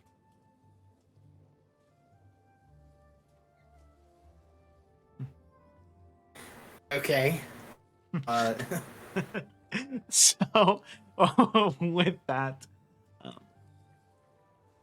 Keothi kind of gets up, gives you one more reaffirming smile, and looks to you, Ashima, says thank you, and kind of moves along the ship, and just kind of goes to looking out the port side, just staring out at the water, just taking it in, smelling in the salt water, feeling the cool breeze. She's definitely in her element. This sort of cold, salty weather is really where she's most comfortable. Okay. So, on this first day, anything else? I just gotta ask. Yeah. It's gotta be a real good sunset, right? Oh, yeah. I mean, there's no land. Get that flash of green. There's no light pollution, because that's such a problem in Illica. But yeah, I mean, we're heading north, right? Is there still like all the dark, shady shit that's happening from like Delna's past? Like, is that just gonna be ruining our sunset? I mean, The south can still be pretty, but like, I just want to look at the Damn. west. Yeah. Oh, but the west is where the land is. Yeah. Oh Yeah. man. Yeah. So,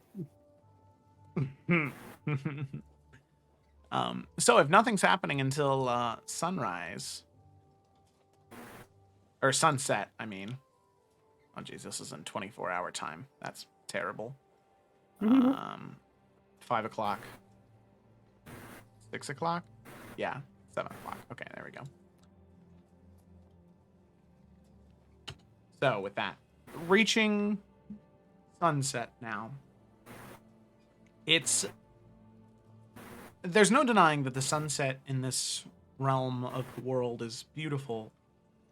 It's just odd on this day. And Morwen and Carasilla, being from Bromsgrove and having been out this way just very briefly on ships going towards different parts of Bromsgrove and being able to see the sunset closer to on the water, closer to the Fractured Peninsula.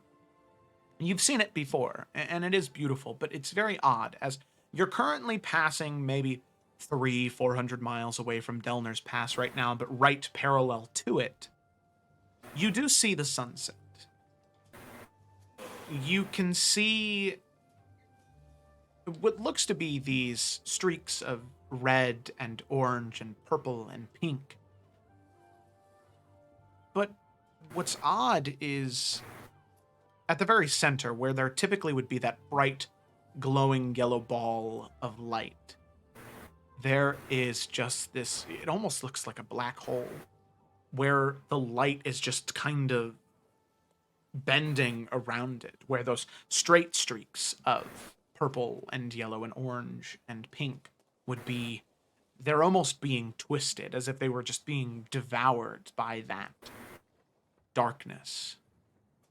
This reminder that,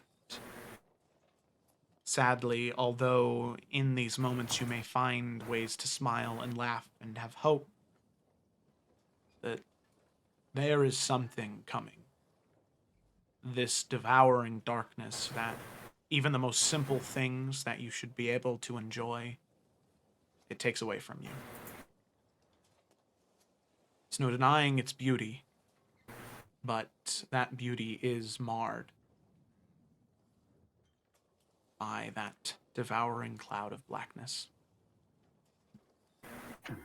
So, with that, that would be your first day and heading into rest, I suppose, unless there's any last-minute conversations looking at that sunset, I mean.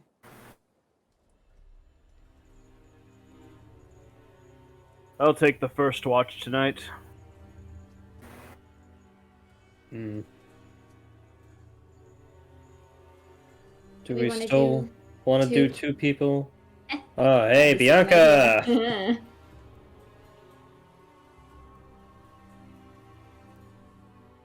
Because if we are, I'll take first watch with you, Morwen. If not, I can take the second watch. Find a way.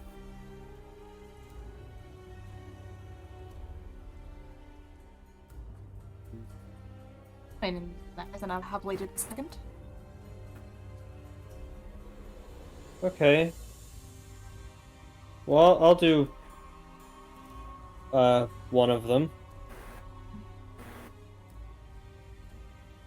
Well, if Bianca's joining Morwen, then I suppose you're with me, Cecily. Give her a little wink. I suppose I am. All right, sounds like a plan. All right. So with that, we move into our watches. Everyone else heads to sleep. It's a little uncomfortable. You are sleeping on a long ship. It's not the most comfortable rest, but it is good enough to get you a long rest. So with that, we come to our first watch of Bianca and Morwen. Any conversation happening between the two of you, or is it just kind of vibing in the quiet times? I will also want a perception check from both of you. Okay, I'll roll my perception, but there will be conversation. Oh. Also, I'm shit at perception, so hopefully Morwen's good. Oh wait, I got a 14. That's okay. 17. That's much better. Alrighty.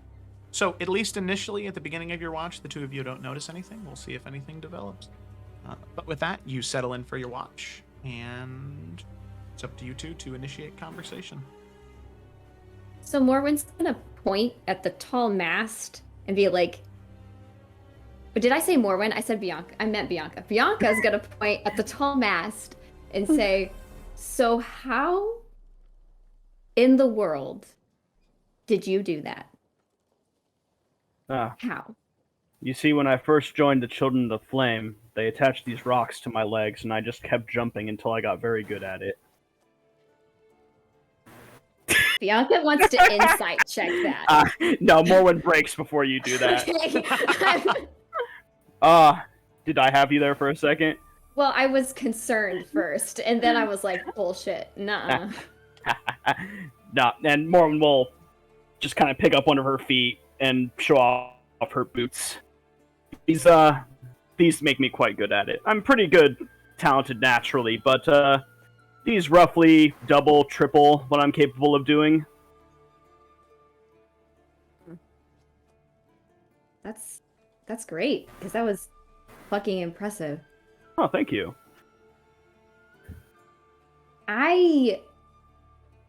So you've trained people, right? In the Children of the Flame and stuff?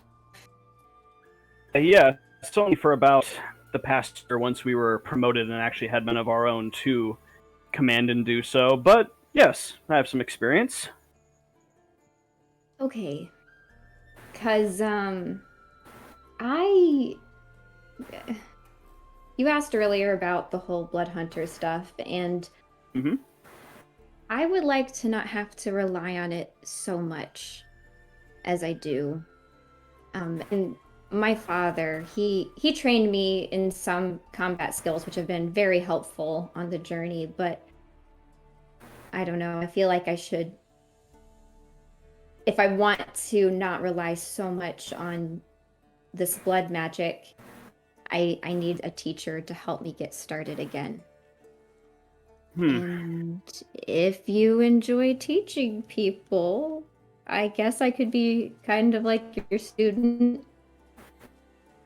Well, I'm not against it, but I do have to acknowledge the way that you and I fight are immensely different. But that was true between myself and many of the soldiers in our cavalry. So, Or even just like pointers, I guess, or any sort of insight would be very helpful.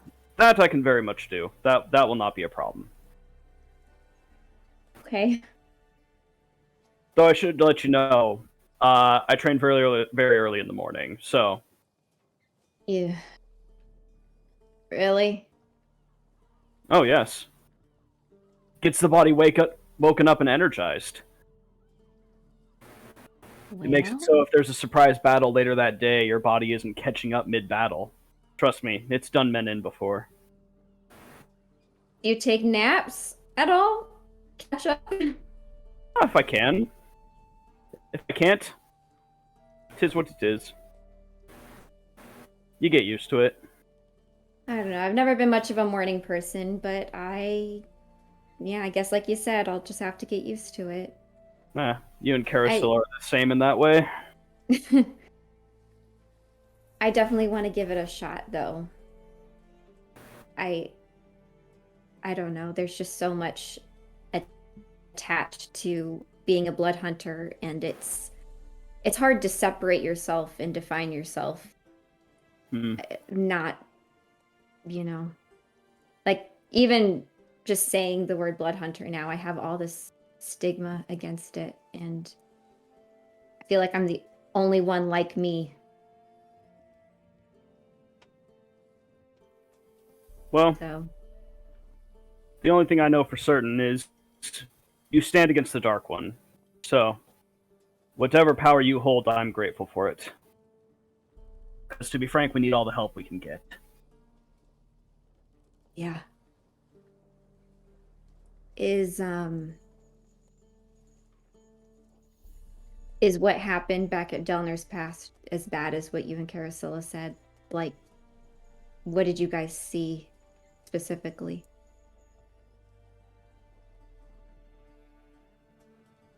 Blood, fire, tearing, just carnage unparalleled from anything I'd ever seen. Creatures that I'd only heard in stories or seen in nightmares. Believe me, between the two of us, Carasilla's the storyteller, but I'm not even sure she could capture just exactly what we saw back there. Sure, we've witnessed a fraction, not even a fraction. That's just the smallest bit of what you guys witnessed in our own journey.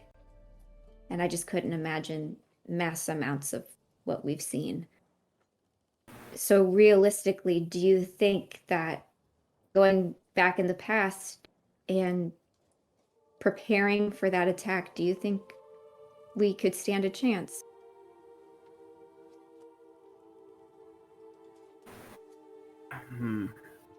Lauren kind of thinks, and she kind of turns her head a little bit in thought. I do. I think the fight will be hard, but from what I've heard, the fight against darkness has always been hard. But good triumphs in the end, even when it seems bleak.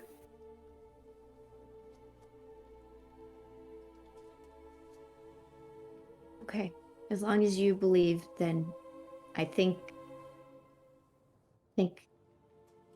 we could stand a chance. You just got to hold on to that hope. And I'm glad we have allies that really know what's coming now. Well, we can't thank you enough. If your plan works and we're able to save our men, save our friends, we will owe you a great, great debt. No, you won't. We want to do this and save your people as much as you do. It's just for everybody. It's for ourselves and for the whole world. You don't owe us anything. I like you. Thanks. You're not too bad yourself. So I've heard.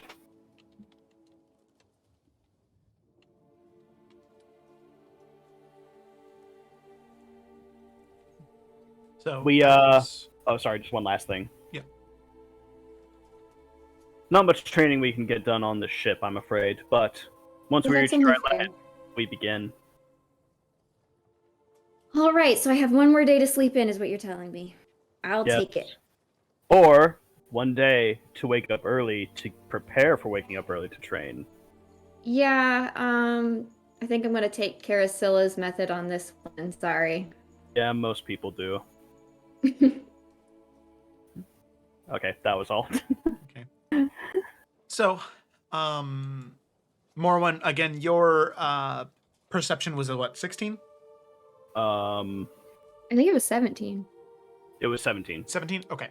So as the two of you are talking and chit-chatting, getting near the end of your watch, you do see, although it's dark outside and a little bit hard to tell, you can see this large sheet of ice.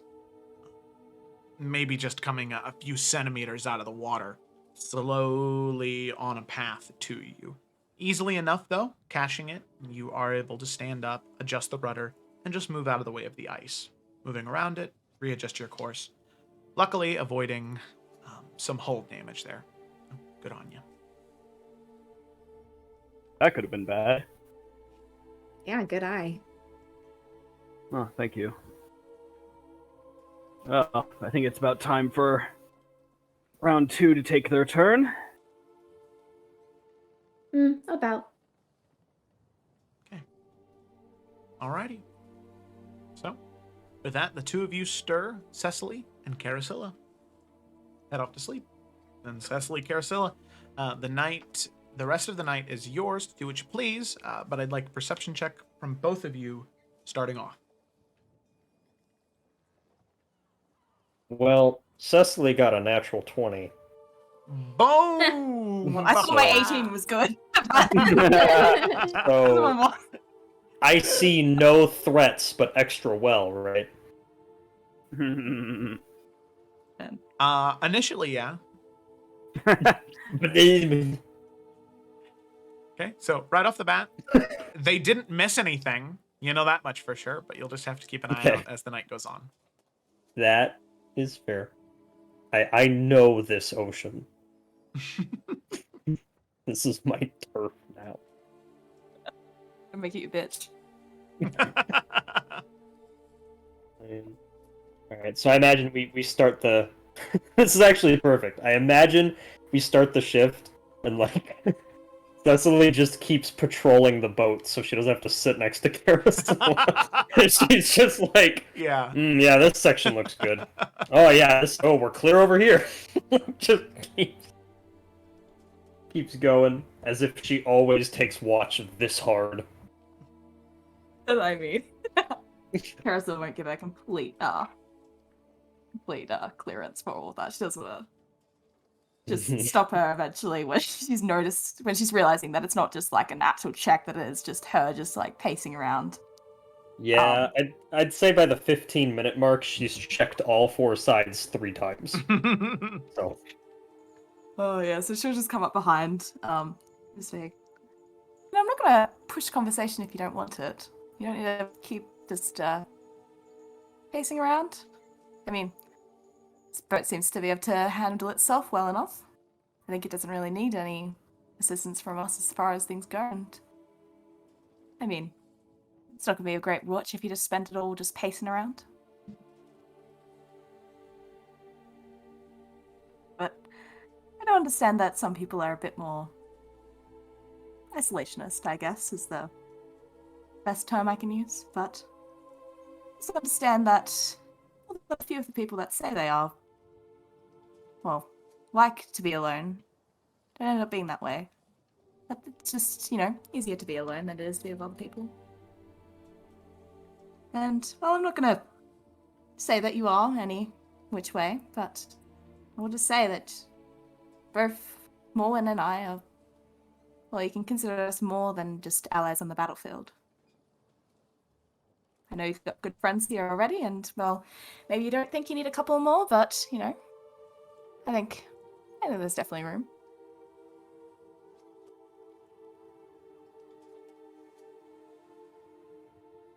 Mm-hmm.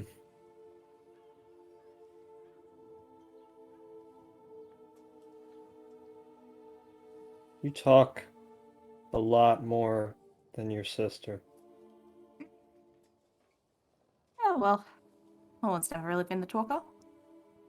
Normally the one that has to do it for her, if anything. Mm. But if you want me to leave you alone, then I will happily do that as well.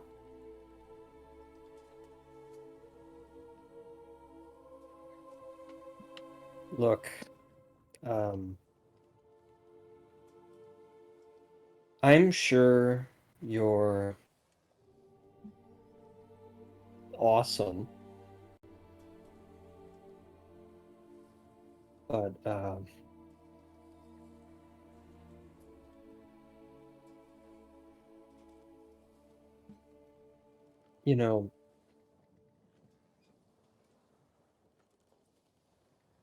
every single night since this whole thing started, there's 10 more things to think about. than there was last night.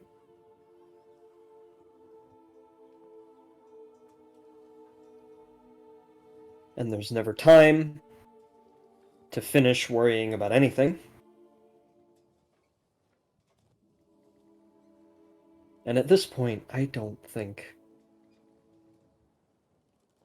talking about anything is going to do me any good.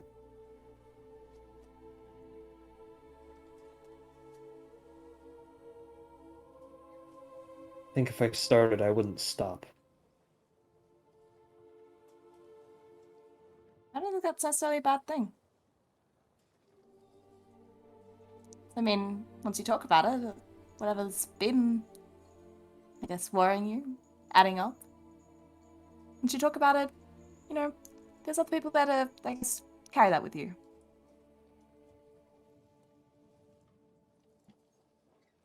I mean, one person carrying, 20 things is very different to, a few people carrying the same 20 things. Makes it easier. Lightens the burden,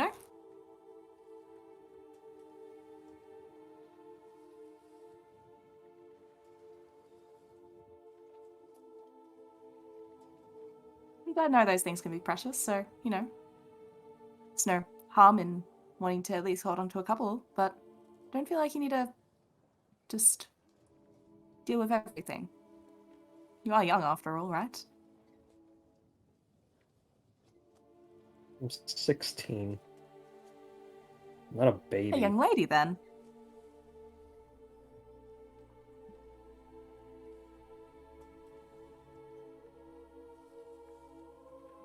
But, there's naturally going to be more things that, I guess, are added to that list of worries as you get older. Is for anyone until the day they die, I suppose, but doesn't mean you need to keep everything with you. And keep it, hold on to it, learn from whatever you need from it, and just let it go. It's too much out there for you to just worry about every single little thing.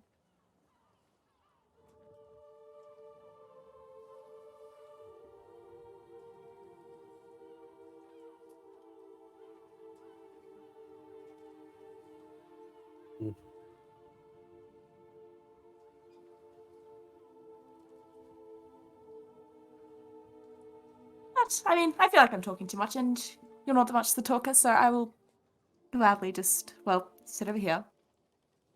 Make sure things are good on this side of the boat as you check the rest. Right. And Cecily will give it a minute. And then eventually she'll speak up again.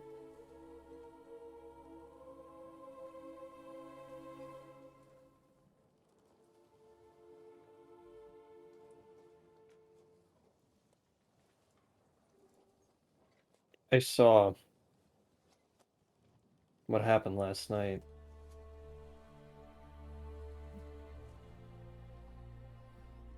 Your sister had that nightmare.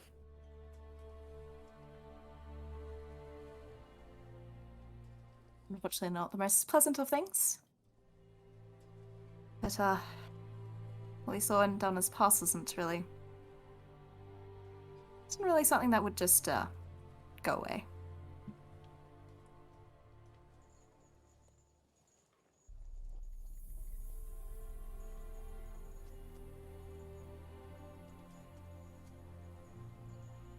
It's cool that she has you. But some of us don't have anyone. And at this point, I'd rather keep it that way. I mean, look. I'm not saying that everyone else here is useless. I mean, they've saved my ass a lot. But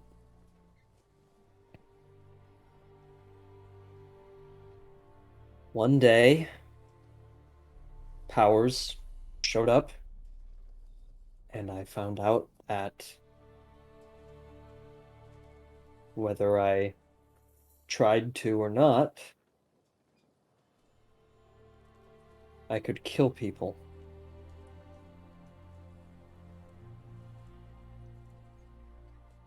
And I've needed to do that ever since.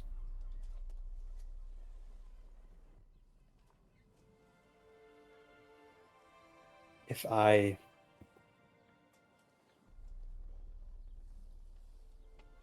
give myself time to do what you're saying to do,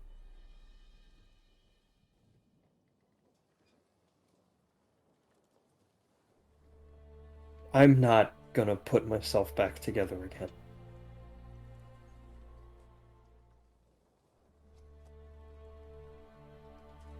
So just leave it.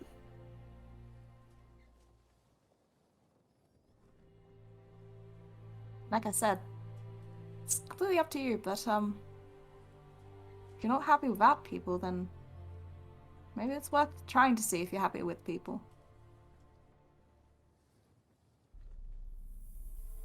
A heavy burden to bear being, so young with such power, but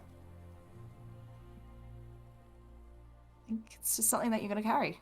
And you'll get better at it, right? I mean, I'm sure you've already gotten better from when they first showed up, right? So I don't think it's fair on yourself to assume that you're not going to get better, a year from now even. Let alone when you're older.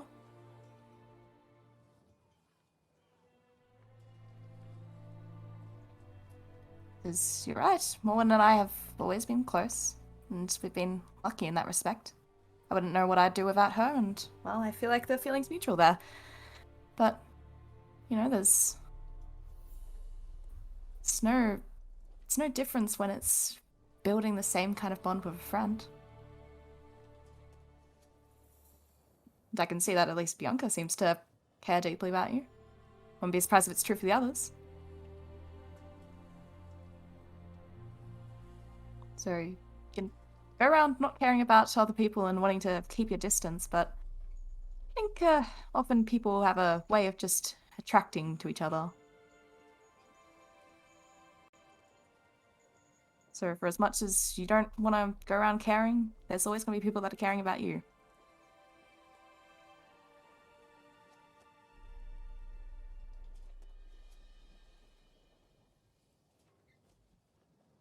Alright.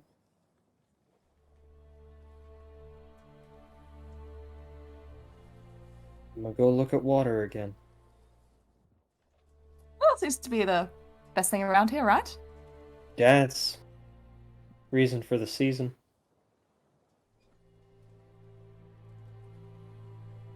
Okay.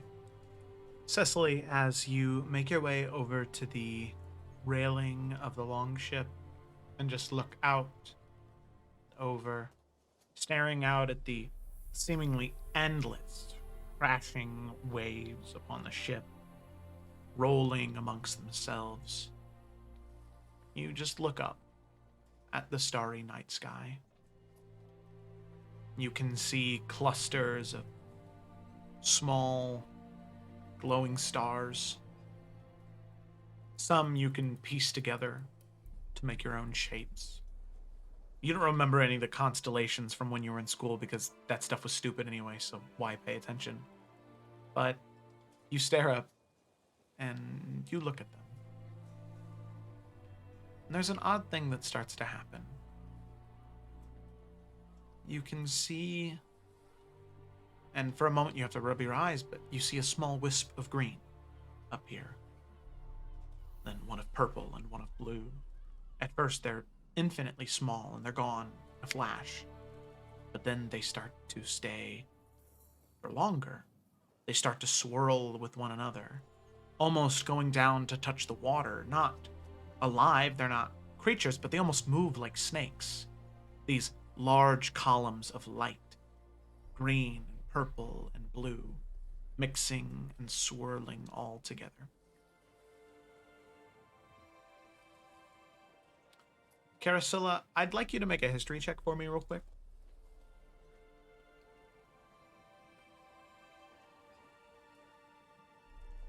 Cecily, you wouldn't really know anything 14. aside from it's pretty.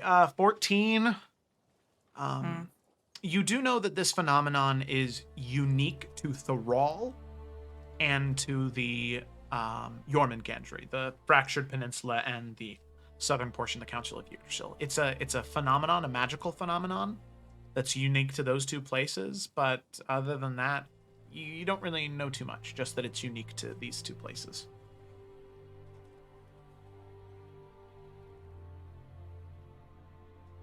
What the hell is that?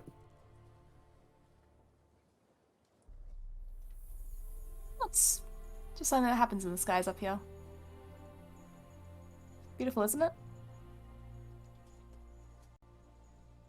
It's not bad. You've seen better?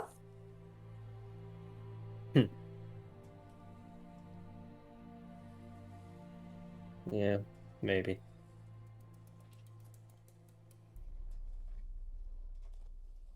Things are allowed to be okay, Cecily.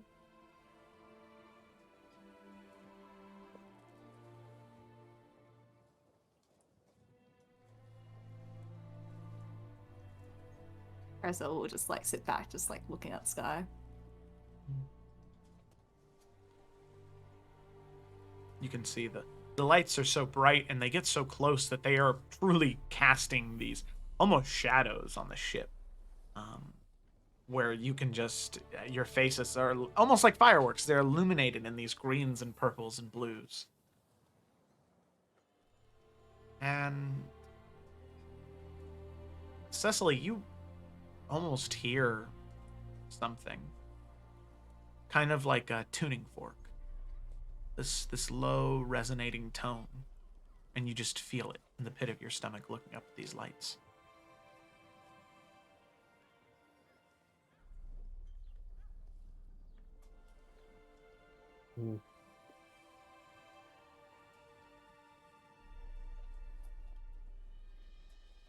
She'll keep that to herself, but she'll kind of...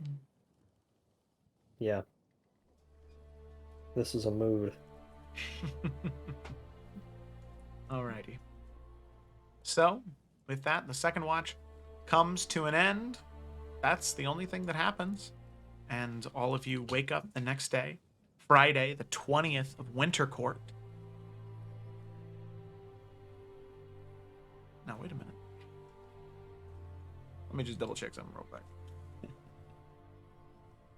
This is important to me. I need to be sure of something here, because I think that this is important to me. I need to be sure of something here, because I think that this is important. Calendar, Winter Court. No, okay. All right. So just so all of you know, you're currently 5 days away from pretty much Christmas. So. Oh yeah. So there's that. Yeehaw. Yeehaw. Comes this time each year. Do we want to do a white elephant or a secret Santa? Nothing. White elephant. She was like, no more of your holidays. I'm Jewish. I don't even celebrate this. Alrighty. So all of you wake up the next morning, and Cecily, right as the sun is beginning to rise, those streaks of green and purple and blue fade away before anybody else wakes up. So other than you and Carasilla, nobody else saw them. So with that, everybody waking up. Second day of boat travel. What are we feeling? What's happening? Is today the chill day where you guys are just kind of vibing with one another? No real conversations? What are we thinking? I will make it known that Cecily will meditate sans juggling balls this morning. And she's gonna...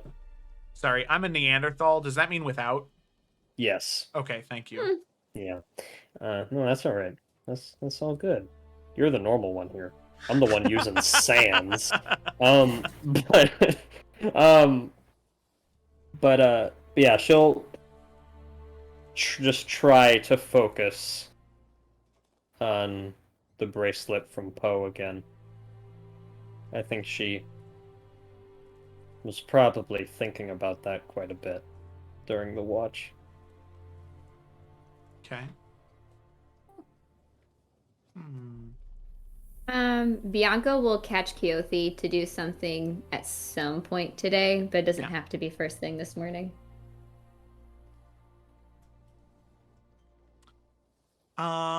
Real quick, Cecily, make a charisma check for me. A charisma check. Mm-hmm. Yeah, right. It's just, where are my, I'm figuring out how to use this. Oh, there we go. 6. Fucking nice. Okay. So you meditate as best you can, focusing on the bracelet. But Carasilla's words from last night are kind of digging at you a little bit. And it's hard for you to focus because anytime you try to think about something that maybe might make you happy, you just think about that advice that she tried to give you. And how dare she try and tell you what to do? You're 16, you're not a baby. But it's just one of those things where it's hard to focus. There's a lot on your mind, and anything that you could have derived or thought of or sparks you could have had just this morning doesn't seem like the one. Okay. Day proceeds on. The day, not Eurydice's patron. I figured I'd make the distinction there. He's just on the ship. Important. Hello, Hi, Day. everyone. Oh my god. What a chaotic day that would be. That would be a chaotic day. The We double both entendre are is here there. to behead his best friend and summon the demon god. So I don't Oh my god, no have to more. worry about that. Please no. That happened in a Boat campaign of mine. gotta have Osmodeus. Yeah. All right. What else? Anything else? Or is it just gonna kind of be a day of resting and recuperating? Because at this point, everybody's points of exhaustion would be gone. So Woo. there's that. Oh, really? I thought I still had 2. Oh, at the end of the next one, they would all be gone. So when you wake up tomorrow, you'll be good. Sorry. I forgot that you had so many. Rough day for Desmond. Rough life for Desmond. Alrighty. On this day, nobody else is doing nothing. We can say that maybe get around noon, midday, and Bianca, you can go ahead and approach Keothi if you'd like. Yeah. So definitely when no one else is kind of like near Keothi, or if Keothi's just kind of off in her own space, she's just gonna walk up. I'm assuming it's gonna be the edge of a boat or the boat. And Keothi's in the water. Keothi's swimming. She's Okay. She's just having a grand old time. Yeah, she's right on the bow, just kind of leaning over. Once again, just kind of scooping up water and splashing it off her fingers. And so Bianca will come up next to her, kind of leaning her on the edge as well. Hey, I have a favor to ask of you. She kind of gives you a little side eye. All right. What are you thinking? So you have a spell called Sending, is that correct? That's correct. Could you give someone a message for me? I don't see why not. I read about others who were able to channel that magic into someone else. I could use the spell to let you send the message. And Bianca kind of like, almost her eyes kind of just like a worried comes over her face. Unless you don't want to, that's all right as well. I don't know. Oh, I don't know either. A part of me thinks maybe it should be me, but another part of me is almost too nervous to do it. So I was hoping maybe if you do it, it'd make it a lot easier. And she kind of just crumbles a little bit. Oh, it's okay. We can do whatever you want to do. Do you want to talk about it, or? Yeah, I talked to Poe about it the night before he left. Oh. It's my parents. I think they think I'm dead because I told the Brotherhood if I give them a letter, if we don't come back, to give my parents the letter so that they know that I died. And we technically didn't come back. Oh. But I also, yeah, I don't know how do you, oh my God, I just don't know how to do it. I mean, I know that all I want to do is tell them that I am alive and that I hope to see them again one day. That's it. But it's just like, I don't know if I can do it. Mhm. And you can see she kind of looks back down in the water and thinks for a moment.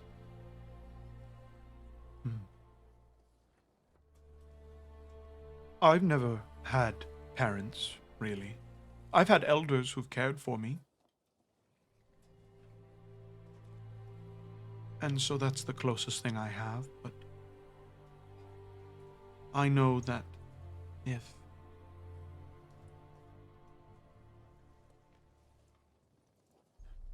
Elder Yanren had received a letter that I knew that I was going to die on my journey, and it turned out that I didn't, I think Elder Yanren would want to know that I am still alive. But I understand it's not the same thing. Some parents are more caring or less caring, much more volatile.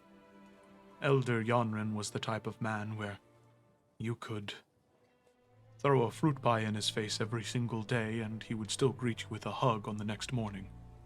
So, might be different. I mean, my parents are great too. It's just that they never wanted anything like this for my life. And they tried their hardest to keep me from everything that had to do with my family's past. And now I'm doing that. Exactly what they didn't want.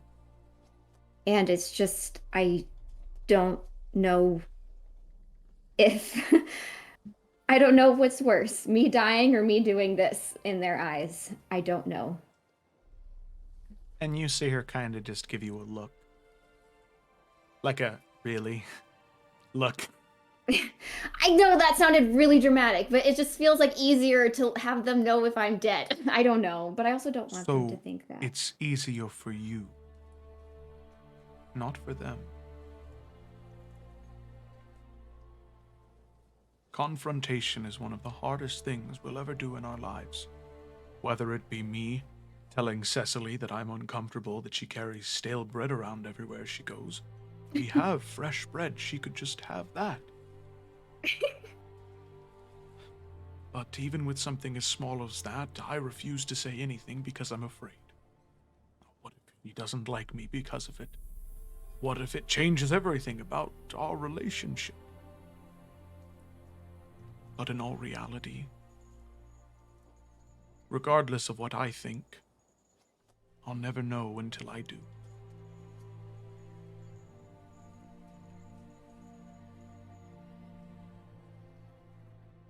Yeah.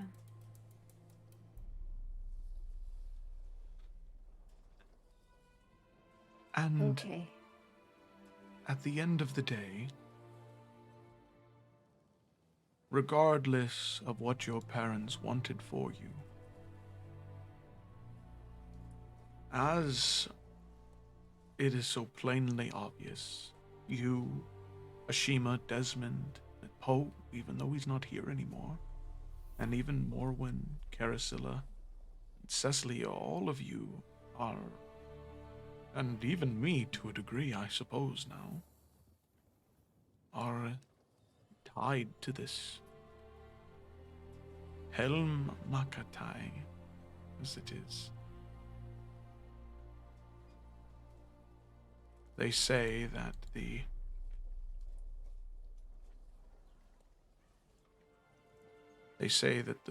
weave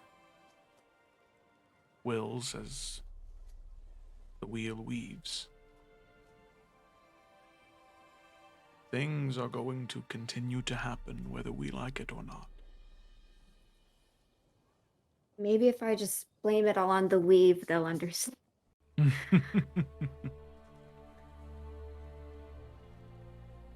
And she just gives you a smile and says, Regardless of what you blame it on, I'm sure they'll understand.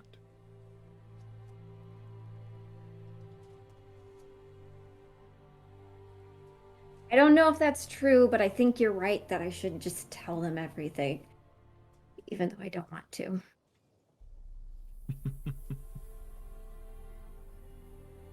All right, you got my hands nice and clammy. Let's just do this.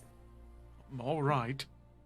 and you can see Keothi kind of looks at her hands and is like, Give me your hands. I'm sorry, they're so clammy. It's all right. Oh, they are so clammy. I'm so sorry. it's okay, it's okay. You can see her kind of breathe in, and you can see those tattoos all along her body that had been tinged that very, very dull green color from the dull brown they were.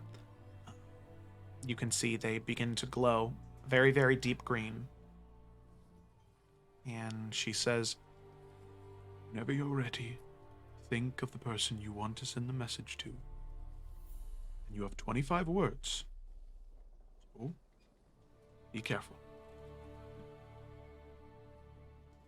And she'll close her eyes and she'll imagine her father. okay. Oh god, I gotta count my words. This is my favorite part of message, when the player doesn't plan in advance. Yeah. Dad, it's Bianca. I'm alive. I'm not in Bella Clara. I'm finding answers about our past.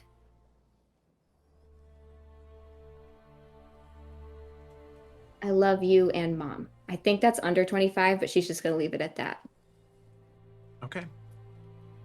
You can see as you open your eyes, you can see Keo is smiling down at you. And you sit there for a moment, and you receive a response. At first, you just kind of hear this gasp of air at first. This, My BB. You're alive.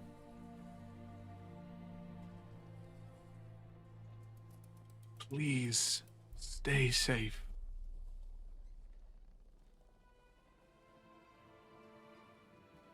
Your mother and I missed you so much.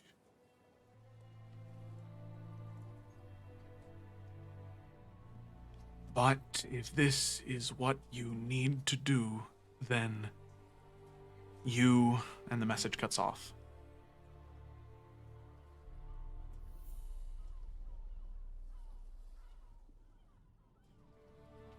He seemed to understand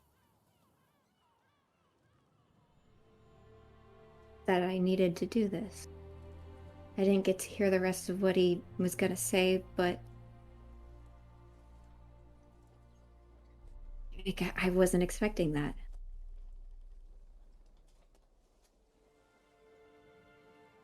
Well, And she's gonna kind of tear up a little bit. Keothi will hug you and say, it's a little hard for parents to be mad when they find out their child's alive. And, by the way, I figured I'd ask. I'm assuming you don't want anyone to call you BB aside from him, do you? I mean, it'd be a little strange since it hasn't happened before, but it was a nickname I went by for a while. And she's gonna kind of wipe her eyes, kind of laughing. But yeah, mostly my dad called me that. Well, then we'll just have to think of a different one. And she'll kind of sigh and just looking down at you smile. And Bianca's gonna kind of like look out to the ocean like a weight has just been lifted off of her chest. Oh my god. I didn't think that conversation was gonna make me feel this good.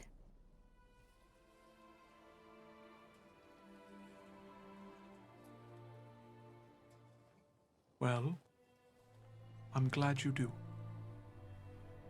Thank you for your advice. I was happy to help. All of us deserve to be happy at least once. And let's see if we can keep this happiness going for a while. Yeah, I hope we can be happy more than once. Me too. Kind of sit back down, dipping her hand back into the water. And then there's a kraken! Oh, wow! No, she sticks her hand in the water and just looks up at you one more time and gives you a big, toothy grin and goes back to the water, making small little drawings in them.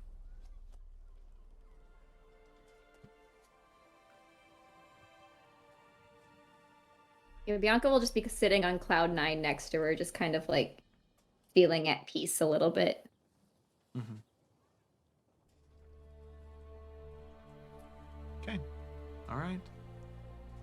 So, from there,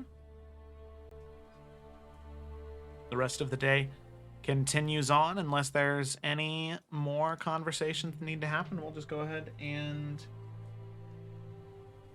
advance to the watches. Oh, whoops.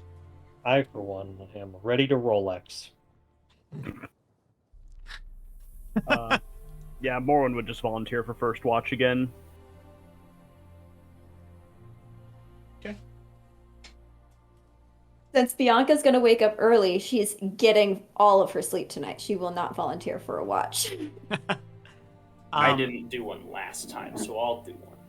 Okay. Keothi will take second watch this time. So. And Keothi can take hers alone, Desmond, if you'd rather sleep. Especially since you need the sleep. Yeah, I was gonna say that it's not that Desmond doesn't wanna, like, Wait, no. If offer. Keothi's alone, Carousel would opt to go with it, though. Okay.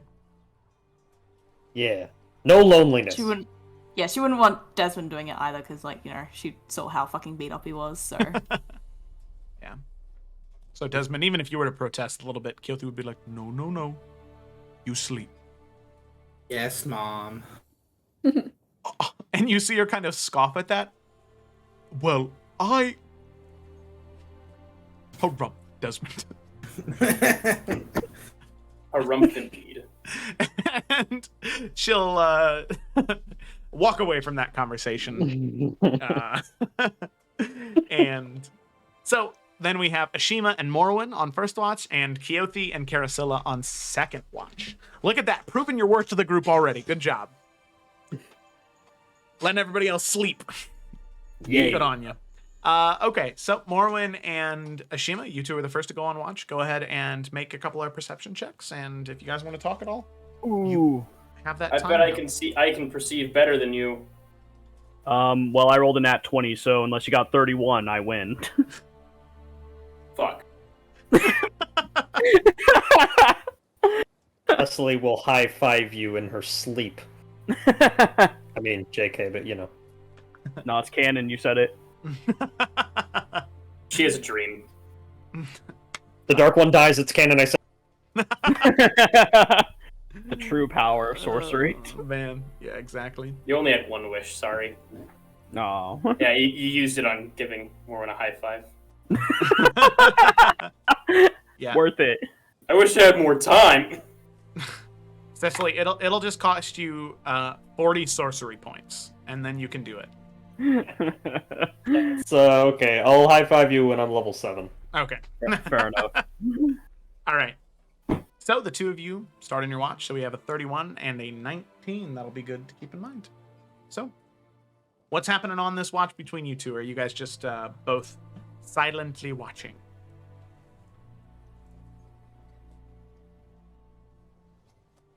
Mind me saying, you have very good athletic form. Oh, thank you very much.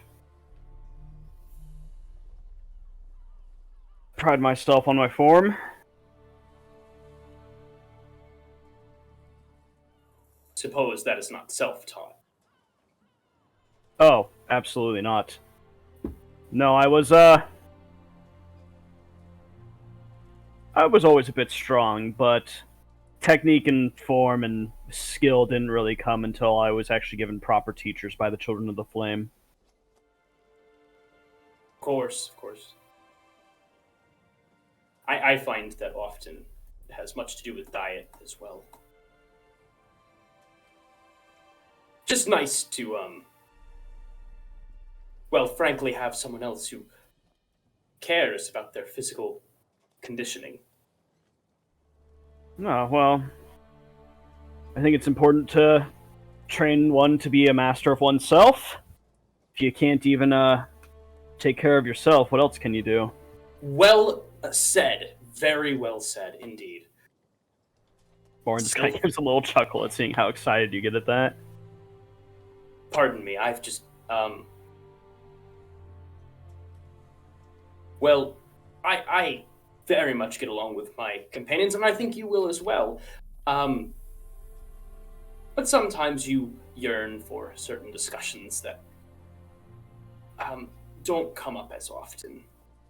Have you noticed that Cecily carries around stale pieces of bread? She what? Yeah, she snacks on them. Like, she waits for them to be stale. I don't think she waits for them to be stale. I think that she takes them when they're stale and need to be discarded, and then hoards them. That's a choice. Why Human does metabolism, she do this? I'm not entirely sure of, but goodness, yes, it's... Huh. No, I did notice that she carries a bit of a chip on her shoulder, though.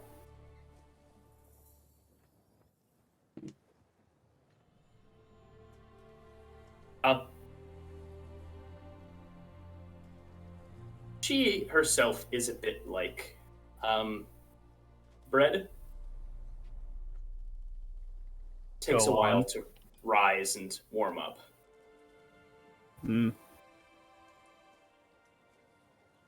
Well, we all have our flaws. I have a bit of a temper myself. Nothing wrong with a temper. Temper is simply passion. Passion can be redirected, though. True. Can I ask you something? Of course. How would you describe morale amongst you and your friends right now? Well, I'm afraid very low. We unfortunately lost a very close member of our group before you two arrived. Dark One get him? No. More to do with complex time travel. Oh. I think I'd Understood. rather you not go into detail. My head still hurts from yesterday or the day before when we discussed it. I'm still trying to figure it out myself. Well, I'm sorry. Losing someone close to you is hard regardless of the circumstances. Of course, I heard that you all had a bit of a rough go at it yourselves. Yes. And we weren't even there that long.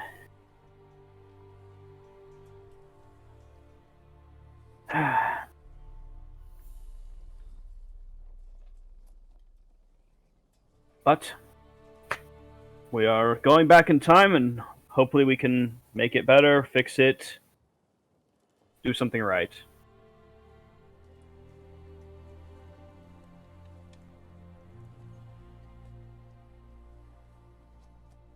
Yes.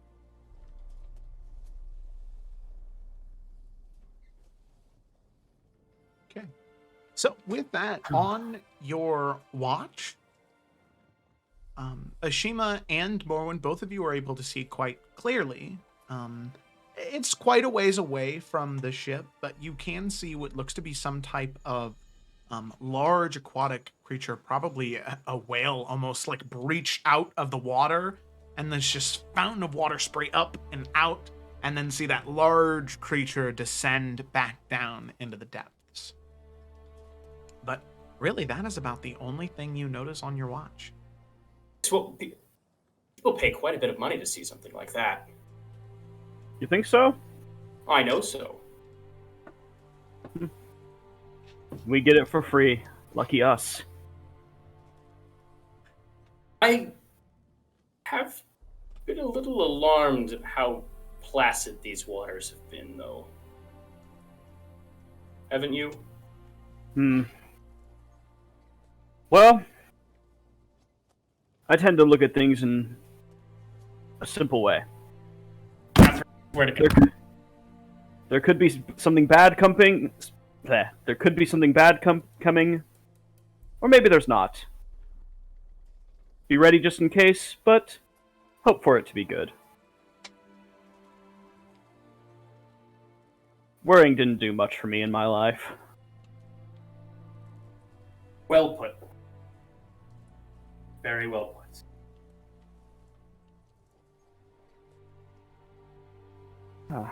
So it's a Shima, right? Yeah. And Morwen, I presume. In the flesh. Well, if we're going to be traveling together for some time, I just hope you know that my sister and I can be trusted. You're enemies of the Dark One, so that's all I needed from you. Oh.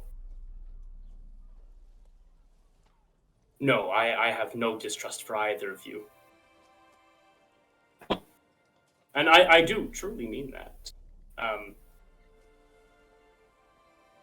There is the saying that goes, and I'm very fond of sayings and idioms, aphorisms, all alike. One that says,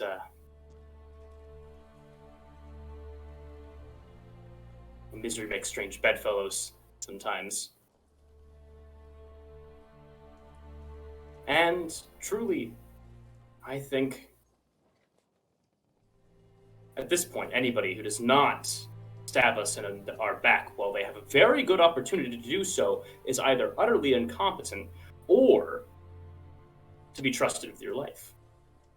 And seeing how you have not thrown me overboard or done anything horrible to my friends, it seems that I have trusted you with my life, and you have repaid me by allowing me to keep it. Well, that first night when Carousel and I went to bed, I meant what I said. I couldn't keep my eyes open. If you lot wanted to hurt us, you certainly would have succeeded. Then, indirectly, we are in each other's debts because we have saved each other's lives by not killing one another. So I owe you my life, Morwen. And I owe you mine. It's nice when things work out, isn't it? It's very nice. Ah. Well, should we have the second watch take over? I'm feeling a bit tired. And I know you have your early morning. Looking up the masts.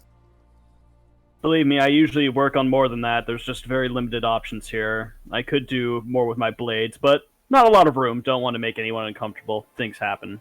No, and no room at all for cardio. Unless you want to swim, then waves might overtake you. On a magically propelled ship that might leave me behind, why take the risk? Quite right, quite right. So he'll head over to wake up the second watch. Okay, Keothi and Carasilla. The Woohoo! two of them stir, waking up, and settle into the second watch. Somebody go ahead and make a perception check for Keothi. 14. Carasilla, you make one as well. I got 11. 11. So it's guys. I'm gonna die. All right. So as the two of you are sitting, just sort of keeping an eye out, Keothi kind of looks over towards you and says, I know that... well, first question. I read about many instruments and practiced with some of them in the Hearthstone. I wasn't very good at any of them. But I never had a chance to read about the hurdy-gurdy too much. I'm just curious, is there a way to play quieter? Oh, I mean, it's the same as any kind of string instrument. Everything goes through this wheel, and if you're gentler with it, does... It's not exactly quiet, I wouldn't say, but, it's not loud. Do you think you might be able to play something now without waking anyone up?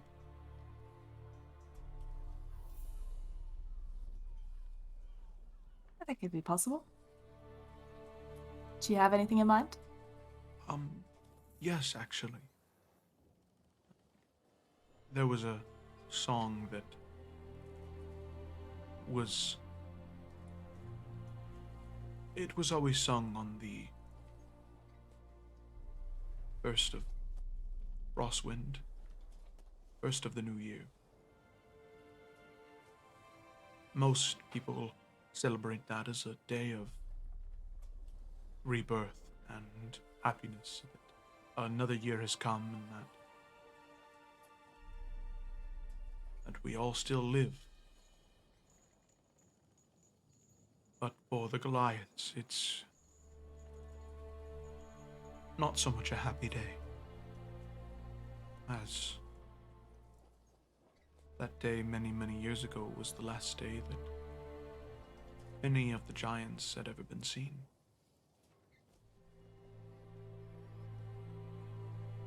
They had left or died or something. And there was only one left. Stone giant.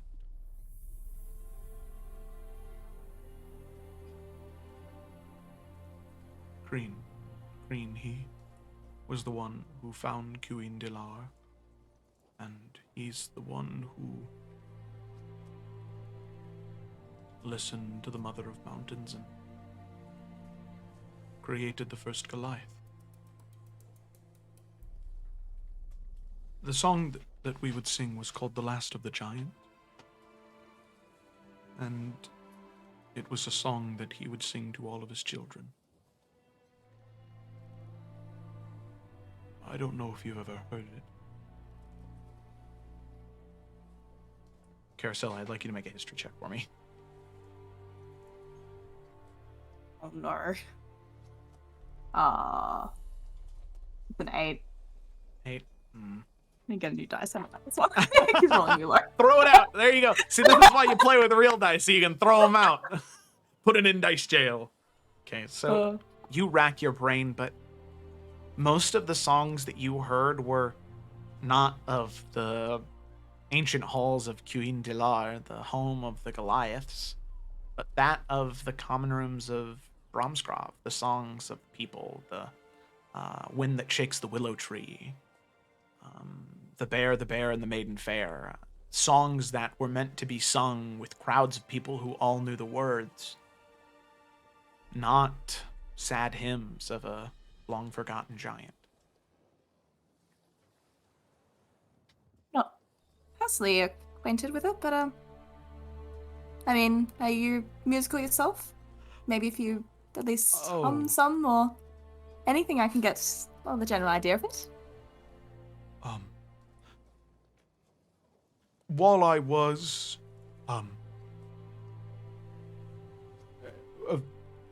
one of the baritones in my choir, I wasn't ever very good. At least I definitely wouldn't brag.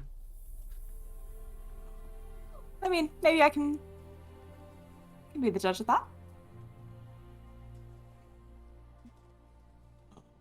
My phone would certainly love to hear it. Oh, okay. And you see her kind of just hum to herself for a second. I don't have my tuning fork. I don't know if I'll... And she kind of looks at you and...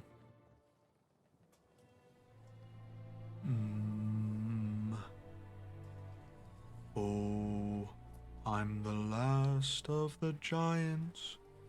My people are gone from the earth. The last of the great mountain giants who ruled the world at my birth. Oh, the small folk have stolen my forests. They've stolen my rivers and hills. They've built a great wall through my valleys and fished all my fish from my rills. In stone halls they burn great fires. In stone halls they forge their sharp spears. Whilst I walk alone in the mountains, with no true companion but tears. They hunt me with dogs in the daylight. They hunt me with torches by night. For these men who are small can never stand tall, whilst giants walk still in the light. Oh, I'm the last of the giants, so learn well the words of my song. For when I'm gone, the singing will fade, and silence shall last long and long. I'll say, just like as she was like going, like Carousel was like taking that moment to just like kind of like really think to herself and like, you know, Oh, yeah. get the gist of the song, and just like, you know, starts just like changing a couple of like the strings like on her girdie and just slowly like bringing in just like, I guess like a backing kind of chords to what Kira was singing. Yeah, and you're a talented enough musician that it was easy for you. The song is very simple, and you do play quietly, softly. For those of you on the ship, there might be a slight moment of stirring where you just kind of awake a little bit, and you recognize Kio's voice, and you can hear the soft strings of the hurdy-gurdy playing, and without even hearing any of the words, you almost feel like it's a lullaby. And as quickly as you're awake, you're back asleep again. And as the song fades, and you stop playing and she stops singing, you can see that she has a few tears that are currently streaking down her cheeks. Thank you.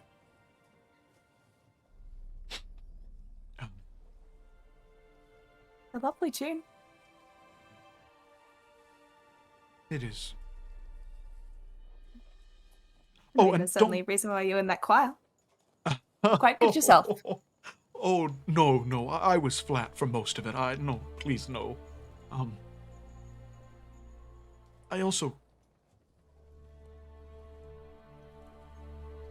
I never had a chance to thank you. You or your sister. It doesn't need it. No, it is.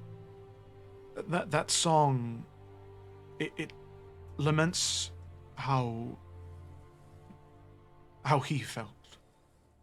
How maybe the other giants felt, but I have grown to love small folk. And not just Ashima and the like, but all of you who are smaller than me.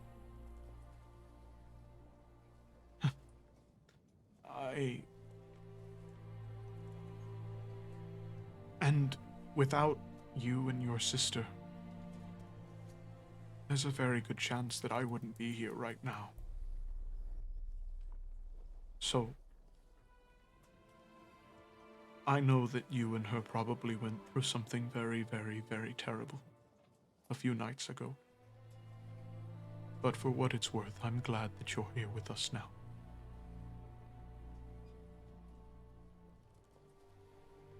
Well, certainly glad to be found. Certainly glad that we were around back then as well. She'll just kind of smile and then lean over the side of the ship, just looking down at the cool night water. And she won't say anything else unless you do.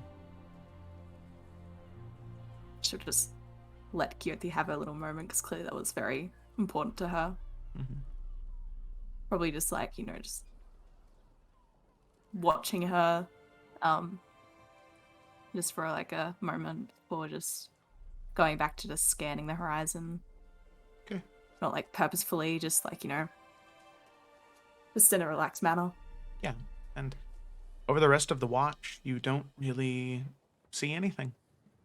Eventually, with time, the sun does rise.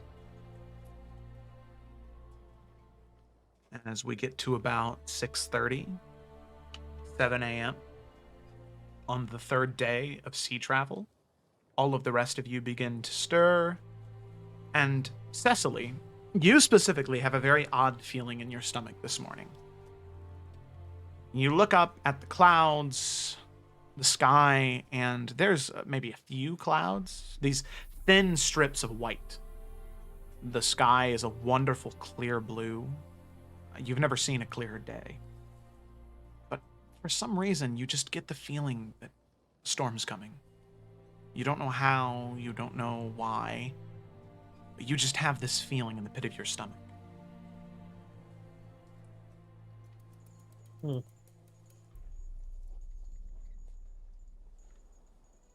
And with that, as you have that feeling, you can see on the horizon a small blip of greens and browns. Probably an island.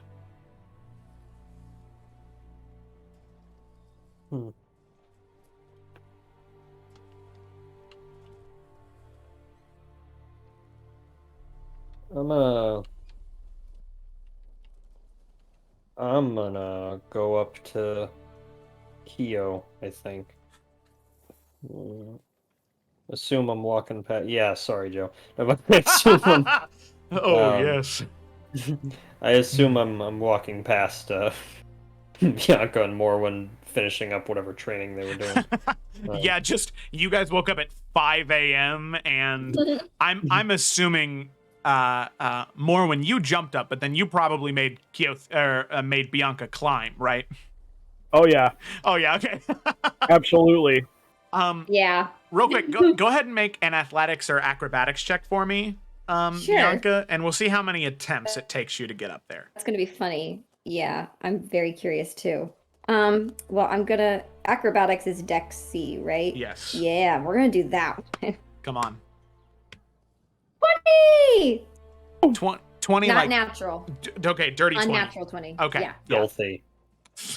So, luckily, more when you're actually kind of impressed, where you find your core athletic ability and strength, where before you even had these boots of jumping, trying to climb a similar thing, you would just do it by brute strength, just hugging and scraping and climbing. But you can see Bianca as she's just sort of wearing her, like, basic clothing, no weapons, no armor or anything weighing her down. You can see that the first maybe 2 times she tries to climb it like you would have, but then you can see something click in Bianca's head. And there are these very, very small, like, outcroppings that look to be for hands to go into just to climb the mast a little bit easier should anything get caught up there. And as that idea clicks, you can see her kind of take a few steps back, take a running start, and using her momentum, kind of swinging and then jumping and swinging and jumping, using that momentum as opposed to brute strength to get up to the very top where you're at. Made it. Lauren gives this like kind of light little like golf clap as she's kind of smiling. Well done. Thanks. Couldn't do it your way though, so don't know if that matters, but No, you don't have to. I gave you a task. You saw it done. What more could I ask for? and then she'll just kind of smile triumphantly. Assuming the sun isn't fully up, once it does start to get up, she is going to like rub her eyes a lot because they take forever to adjust, and so that's when she's gonna really gripe about being awake in the morning. Okay. Alrighty. So the two of you continue on with your workout as Cecily, you make your way over to Keo. Yeah. Hey, Keo, you know things. Sometimes, yes. Do you get the sense that there's a storm coming? Just I kind of look up. No. In fact, it looks clear today. Doesn't look like there will be any rain. Yeah, that's what I was thinking. I've heard that cats and dogs, they have a keen sense for that. So, do with that what you will.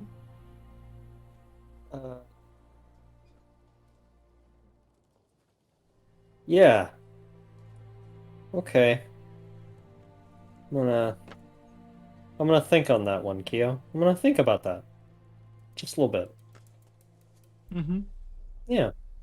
And Cecily's gonna walk away and just be like looking at her hands like Spider-Man when he shoots the webs the first time. It's like, what am I? But she's gonna Actually, Cecily, there was something I... Oh. Never mind. No, never mind. What? Yeah, I mean, hold on. Okay, whatever. We'll do the... No, I just thought that, your hair looks very nice today.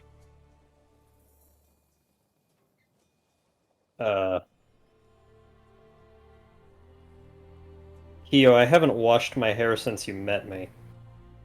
Well, you know, sometimes oils, they do a good job at making it look nice.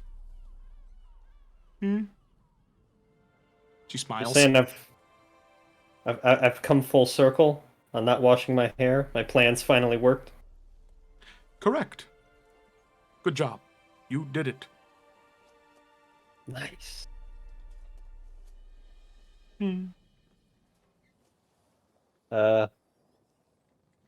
Okay. Okay. Glad you said that. Mm-hmm. I am Yeah. too. Yep. Yeah. Okay. Yep. I mean that's what matters. All right. Just gonna. Yeah, I'm gonna go be over here now. Think about the thing. Yeah. And she'll start walking away again.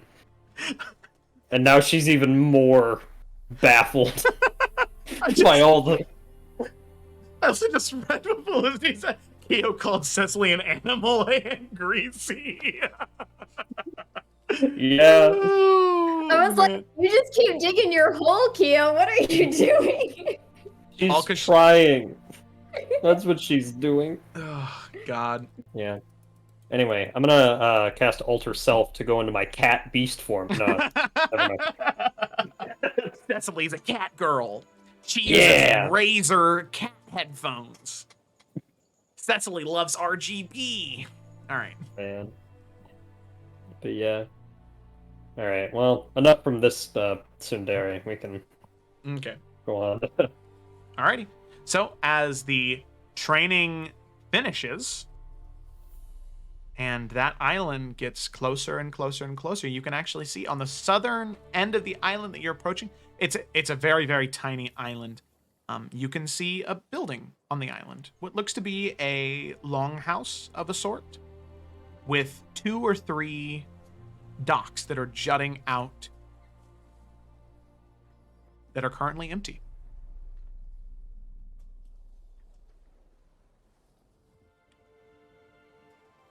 So right now your food rations are running a little low. It's up to you if you want to try and fish or if you'd like to stop. Like to stop because we've been on a boat for a while and just to be on land would be nice. Yeah. Also, we should try and get some seaweed for Kashima. At least make a solid attempt and maybe Everybody- see what's on the land. Everybody try and pee. Okay. Alrighty. So with that, as all of you begin to approach, it's odd. You can see standing near the dock, near the building, there's somebody standing out there right now. And as you get closer, all of you can eventually see that there is a sort of twinge of gold to this person's skin, till eventually you realize it's not skin, it's scales. A large protruding snout, a long lizard-like tail, wearing the clothes of just any normal commoner.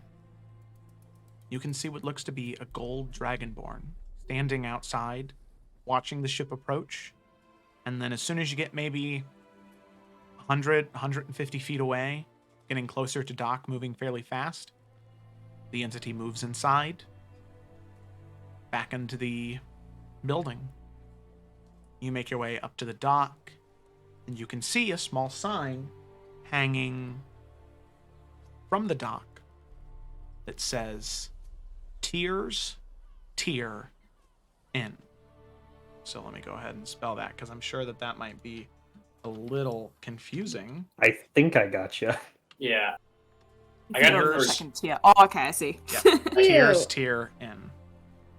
Got So- it. See the large Solid. one-story longhouse there. And with that, as you dock, that is actually where we're going to go ahead and take our break just real quick, because we've been going for a while now. So we're going to We take a just have. quick 5-minute break to use the restroom, get some water, and then we'll be back for the end of our session. So let me go ahead and go to timer clock. And so just as a reminder to all of you, I'll have to deafen myself on Discord. So just know that if you need me, you have to message me, and that also I'll be sending you a message when we have 1 minute left. Okay. All right. So deafened now. Thank you all so much for watching so far. Hang in. We'll be back in 5 minutes starting now.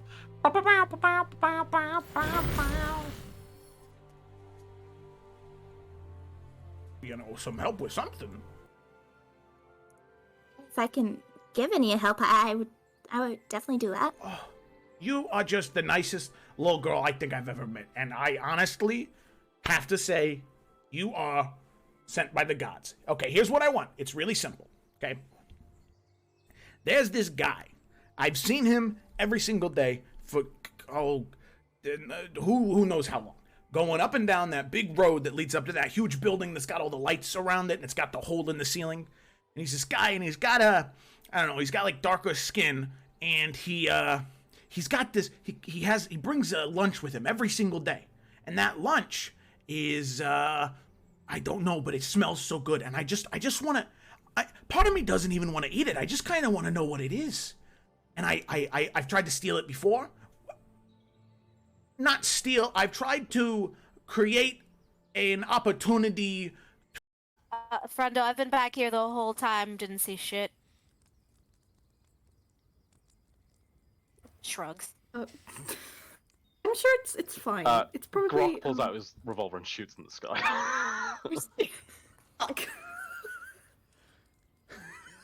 Well, you know what? I think you might have scared him off anyway, so good call on that. Fucking, that'll show him. Please do. Cheeky fucking. Circle? We Or said- like we a- said circle. This is why we're like not a- meant to normally travel time in such ways and just go forward in it. But fuck. Yeah, we're really hoping that after this, there's no more time travel. Really hoping. Me too. Bahamut, was that you? Give him No. another thumbs up and wink. You know, people often think that's hard to do, but it's easier every time.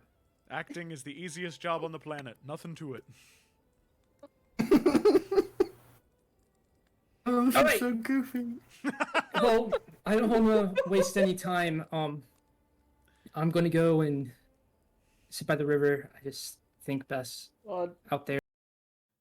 Is he all right? What is happening? What is going on with Oh. Ferdinand? He is not all right.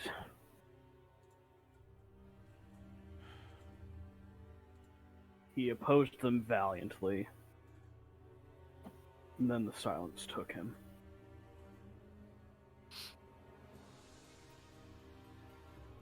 Sayla looks See if he wants to look at it too. No, I'm not busy. I was just kind of just doing some stretches. I wasn't doing anything. I don't know. I don't know what. Okay, yeah, what's up? Okay. Yeah. Yeah. What's up? What do you need? Sorry, I just don't. You're making me laugh and I can't roleplay. Okay. Sorry. What pitch is my voice normally at, Bianca, please? Oh, thank you for the follow, Albertor 1410. Very cool. So there is something that sticks out to you, Ashima, or not Ashima, Poe, because you remember hearing stories about adventurers who fought creatures with one large eye and eye stalks connected to them. I think we need to let the coordinator know so she is prepared. I'm sure I can cast sending, and she could probably be here for us to discuss in detail what we need. I'm guessing a total of 75 words in one day will not be enough. Probably Like, not. I can cast the spell 3 times. Hey, that's metagaming, sir. Bardass knows that. Play with, and then he just wanted a Well, cookie. now he's so got he said, now he's got a knife as well. "Oh, give him that." He is 8. Yeah, I had a knife when I was like 4. He's. I'm going to wager you're a little bit more. Joe's going. Not mature. The I'm very mature. knife capable. Haha, did I Not- slay the beast? No. This friend wanted to visit you. And you know what? And she kind of like holds up the spider and looks at it. You see, these ones are actually. Starts faints again. Alrighty, hello there, everybody, and we are. I'm gonna cut them off mid-conversation. I hope they're okay with it, Right. and we are back. Howdy there, everybody. So I think with that, that's been our 5 minutes, probably about 5 minutes 15 seconds now, which is unacceptable. So let's pick up where we left off. Our group making their way onto a ship, spending 2 days on it, getting to know each other a little bit better, beginning some training, singing some sad songs, and learning some sad answers. Our party now arrives at Tyr's Tyr, a name and a noun.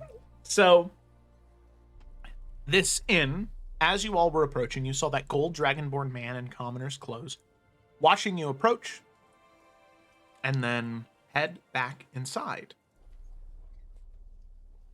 Jobad, what do you mean? What's that in reference to? Cut you off conversation? I'm starting late. That extra 15 seconds, man. Anyway, you all dock. see the name of the tavern, and there is a small set of stairs for you to climb up in order to get in to the inn. So, I'm assuming you guys are just heading in there, or are you having any reserved conversation before you go in? Cecily's ecstatic. She's like, oh, I thought it was just going to be a normal island. I didn't expect a bed and breakfast. And she's just going to... Be in New England. Yeah. She's going to go ahead and be one of the first ones off. See what this place is about. She's tired of feeding herself. That's a part of the job. Well, yeah, Bianca will also just kind of follow. Pretty excited that there's life out here. Okay. Alrighty. So, as you all make your way up and in to the tavern, you can see a very modest inn. A long house that appears to be one rectangle that has no real walls. From the exterior walls to the center of the building, there is almost nothing breaking them up, aside from a few wooden folded walls and curtains. So it seems as though in this particular inn, there's not really rooms.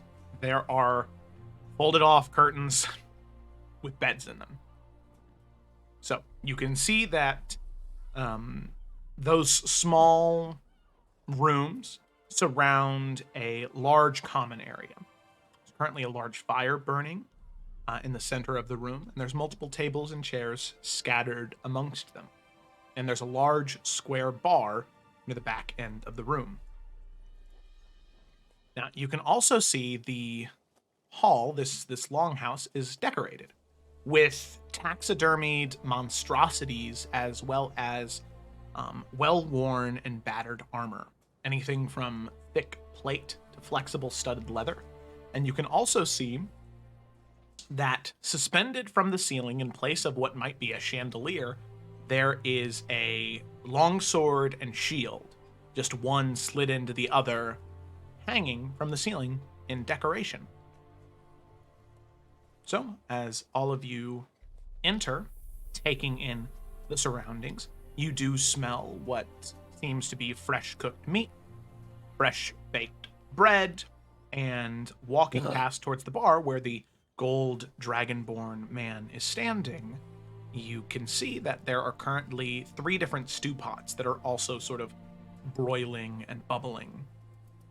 Few of them seem to be meat-based. One is a fish stew, the other one is a beef stew, and the third one seems to just be vegetables. So, as you're sort of taking that in, taking the smells, it's very simple, but that sort of simple home cooking that is delicious. And you see the gold dragonborn man standing at the bar, and he speaks out to all of you.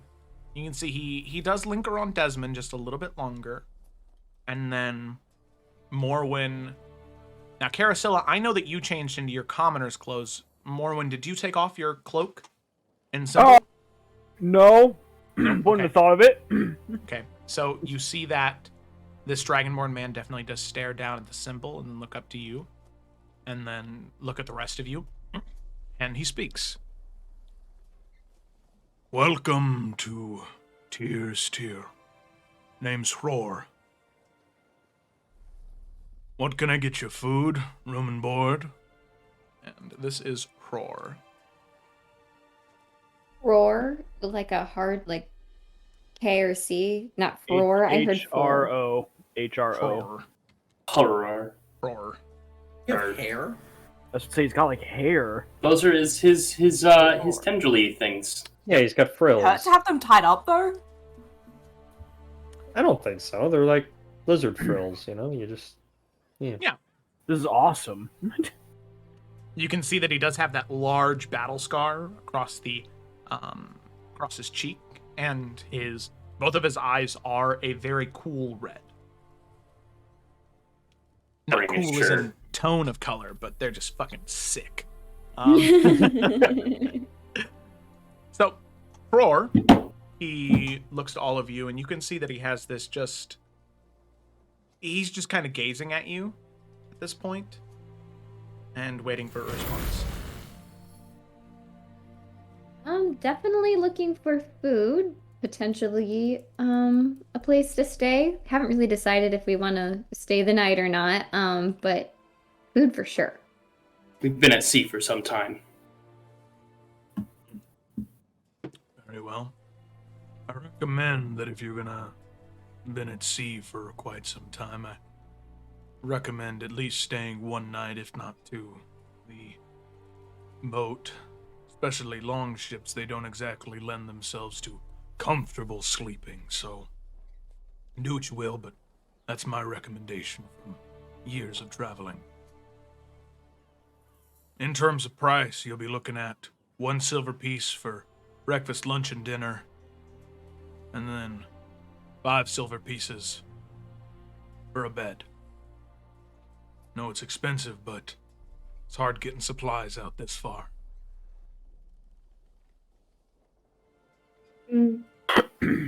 We'll kind of check our funds and then get back to you about the beds. And Joe, how much did he say for food? I spaced, and I only That's heard okay. what was for bed. 1 silver piece per person for breakfast, lunch, and dinner, and then 5 silver per bed. Oh shit! Yeah, Bianca's gonna be like, yeah, get a round of a meal for everybody right now. All right. Help yourself. And I'll kind of set down some what seem to be metal plates and forks and spoons, a couple of bowls, whatever. Whether you want to carve shanks of meat off of the large spits or to get some soup. He does also say, the bread's baking now. Maybe be 15, 20 more minutes. Tell it to hurry up. You got it. He doesn't move. Well, he got it, so that's what matters. Thank you. So how long you been at sea? We just started our journey, so only about 2 days. Heard much news from out there in the world?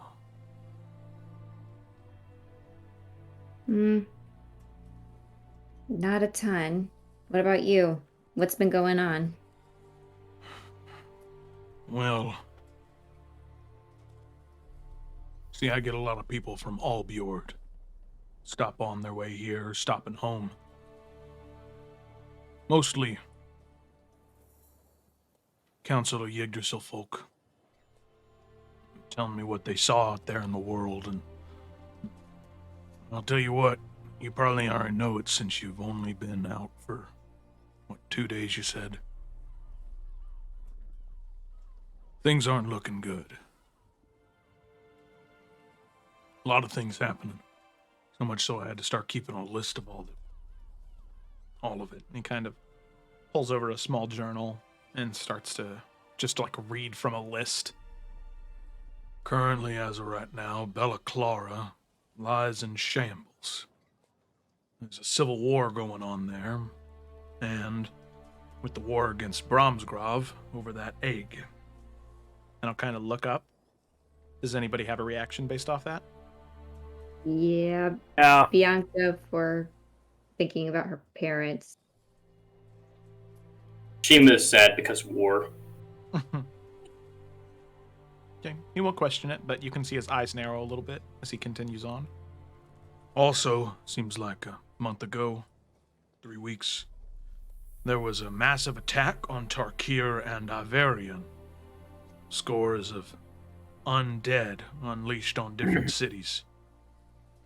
Luckily, they were beat back by a group known as the Silent Shields. None of their names were revealed, but there were 5 that saved Highland Pass. Or 6, I suppose. There was a Brandon Bartold, Eurydice Greenleaf, Elfian Baynair, and then 3 others with just one name. Twig, Grok, and Quilp. Saviors of the day, it seems. Now there's also... Don't know if any of you care about world travels, but there's also some news from the Gemstone Archipelago. About a month ago, a man named Duradine Dupree died. Said that he tried to summon a demon to fight on his behalf, and same people, Now you said you were only on the seas for 2 days. You heard about the revolution, right? Yes. Heard indirectly. Yeah. Apparently the same people involved in the revolution in Afera that, see, and he flips a few pages. Yeah. Cyrus Casario, Alex Silverfoot, Morganic Samela, Sayla Riven, and a Western Salamander native, making his people proud. Warnast Almaru. Apparently, these are the same people that killed Duradine Dupree and killed that demon in Port Sahala. And all of you, except for Morwen and Carasilla, like, those names mean nothing to you two, but to the rest of you, you're screaming internally because you recognize all of those names, aside from Brandon Bartold, Quilp, and the other ones you do recognize. You said there was a group that Silent Shields that fought off undead. Is it Highland Pass, you said? Yeah, well, it's odd. The messages that I got, the people telling the stories, these 6 weren't a part of the Silent Shields. Because none of the Silent Shields revealed their names, and these 6 did. In fact, said there was some type of festival for them in Highland Pass. The city, if I'm remembering correctly, bordering Iverion and Tarkir. We met one of them. You did?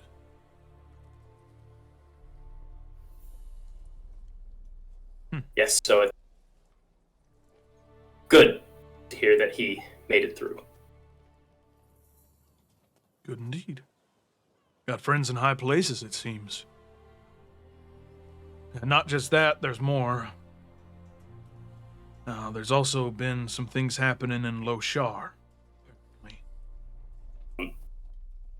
Yeah, Ashima is all but prying it out of his mouth. Mm. Apparently there's a group there known as the Detzi. Apparently they've gone mad, it seems. Started attacking pilgrims that ventured too far away from Wukome City. Shame. They've only ever been territorial and folks who wander into the mountains. This is...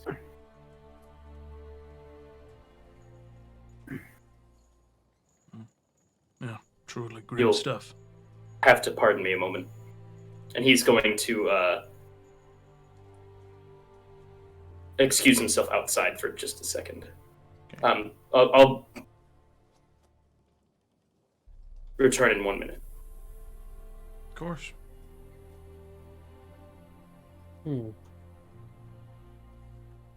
If Ashima's gone longer than like 5 minutes, Bianca will go out to check on him. He will be gone for exactly 60 seconds. Okay. Okay. So what is he doing out there? Just kind of just getting a breath, looking at the horizon, just kind of processing that. Okay. And then finally, the last thing I heard, and this is the thing that makes me shudder the most, is also word to the far west of here. West of the world's crown, in the deserts of Odero. It's rumored to be a ancient black dragon terrorizes those people there. Some people say it's a omen for things to come. Others say that it is a rumor, a lie told by the different rulers of Odero trying to vie for power, but then there are some. And you see he kind of looks at your the symbol emblazoned on your chest, Morwen. Rumored to be Shaidar Tan, the wings of the dark, one of the great mounts of the Forsaken. Seems as though only the crazy people think that. Any of you heard any of that? Have we?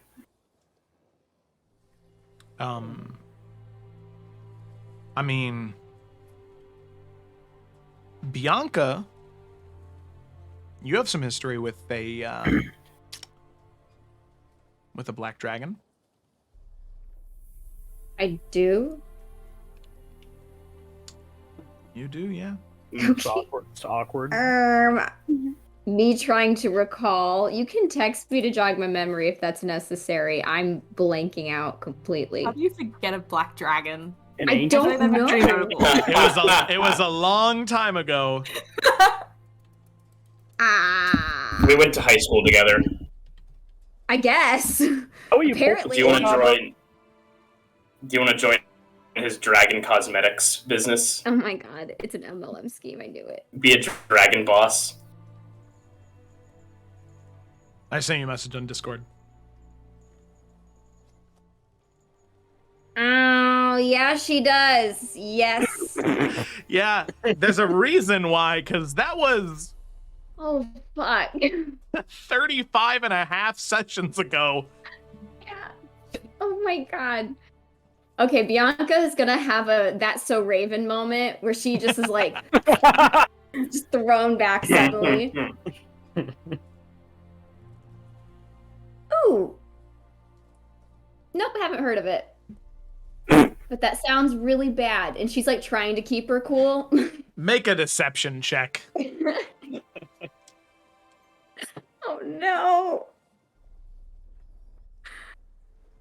Oh god. Okay, 14. It's okay. Okay. You can see once again his eyes kind of narrow. All the squints. Interesting indeed. Well,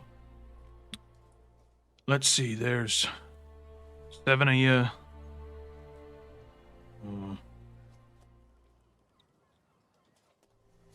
I got 6 beds. So either 2 of you can share one, or I've had people sleep on the floor before. At this point, Ashima will have re-entered and say, I am used to hard surfaces. Besides, I'm too small to justify taking a whole bed on my own anyways. I'll say, are we sure we want to stay the night? I mean, don't we need to, well, be getting where we're going quickly? Well, I don't know. I mean, I think once we get on that boat again, who knows how much longer before there's more land. And then what if we get caught in a storm or something? We could take a day just to regather supplies, have a night in a bed, and then move on the next day. Yeah, We are a lay little in the low lane. on food and water. At least having some fresh water resupplied would. And if we want to save money, I'm with Ashima. I've slept on worse than the floor, so. I think we're okay for one night here, guys. We can afford that. That shouldn't be a problem. I just didn't know if we wanted to stick around, so I didn't do that right away.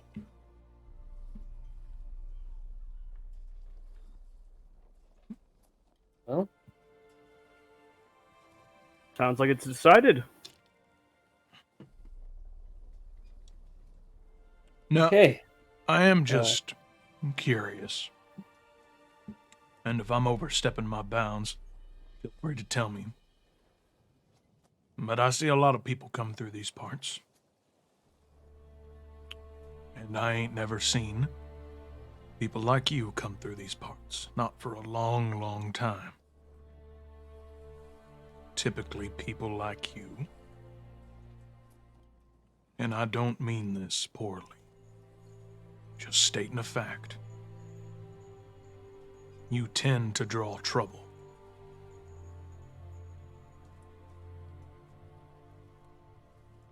So I hope you can understand that. Take the night, rest, eat what you will. But I think it'd probably be best if by morning you're gone. Can we tell if that's like pointed towards, like, I guess Morwen with like the Children of the Flame thing? Go ahead and make an insight check.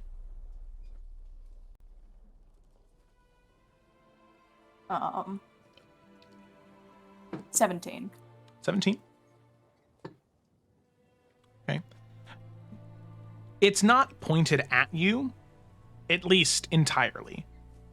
I mean, that's definitely something. You can see that there's just something about everybody here that he's seen or squinted at or saw a way that you reacted to something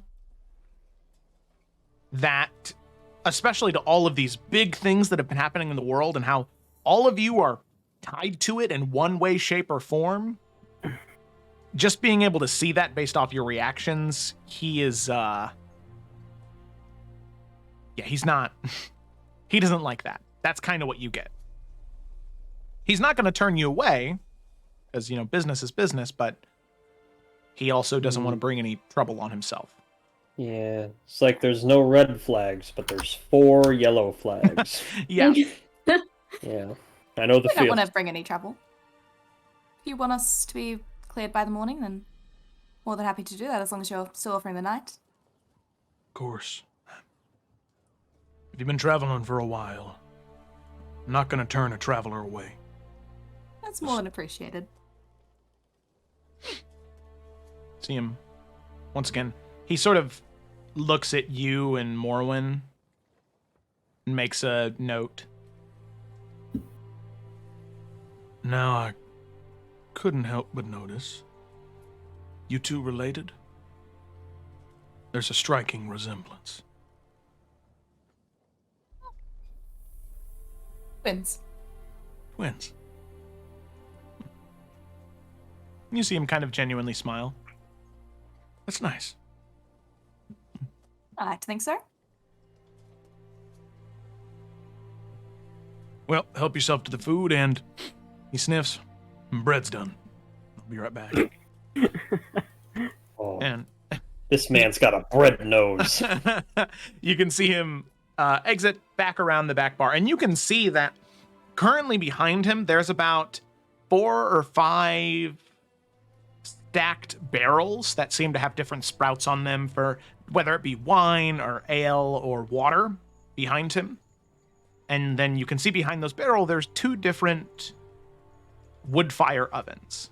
Heads over to one, and you can see him grab this large spatula, stick it in, pull out what looks to be 4 different clay containers that seem to have what look to be very large bread, just sort of overflowing out of the top for a very traditional sort of loaf of bread look.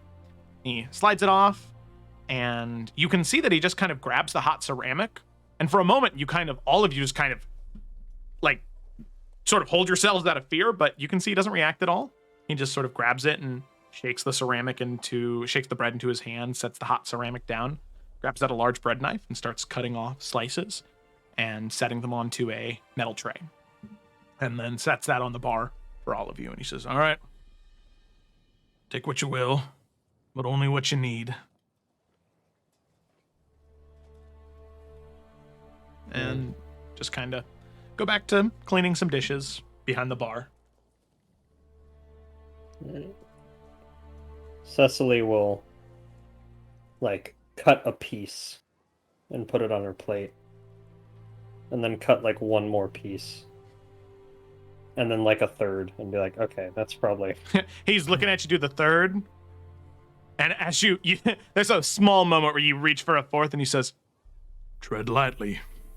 Yeah, so they're like, yeah, I'll just dig into the reserves if I get hungry. And cocks his head at the reserves, but let you go.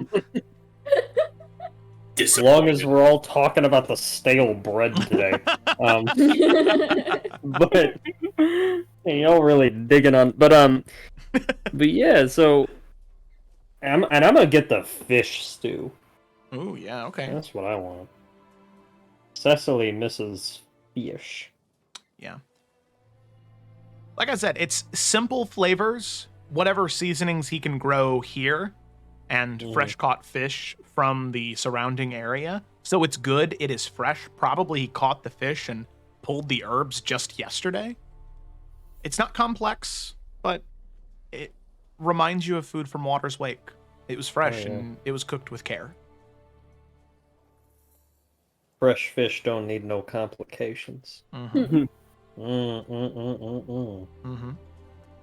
After Bianca eats a little bit, she's going to give some money for their stay and do like an extra gold or two. Nothing too like, oh, we're swimming in money or anything like that, but definitely like for the trouble of us apparently being there. She's just gonna slide a little bit of extra money.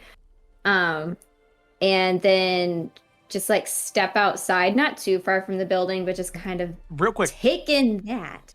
Before you're able to step outside, as you kind of are separated from the rest of the group by him handing him the 2 extra gold, he does kind of nod and thank you, and as he sets his two claws on the 2 gold pieces, he kind of scrapes them into his palm, he leans over and he kind of does like a head nod toward Desmond and says, "What's his deal?" I'm not sure what you mean. How much do you know about him?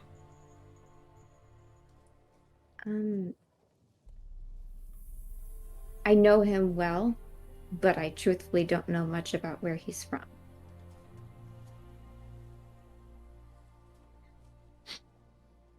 All right. kind of tap his claw on the bar and take the 2 coins, set them in his pocket, and let can you go. I just kind of analyze what he was trying to get out of that? Maybe. I'm making an insight check. Yeah, I suppose. I'm like, I don't know if it's necessarily malicious, but I don't know. Okay, I got an 11. 11. It's just kind of hard to tell. I mean, he's an older dragonborn. He's a little gruff. But in terms of what he was exactly trying to get at, you're not sure. I mean, you care about Desmond, and from the way that he's talked this entire time, it seemed aggressive and malicious. But I mean, was it really, or is that just because you care so much about Desmond and you want to protect him? It's hard to separate the two. Mm-hmm.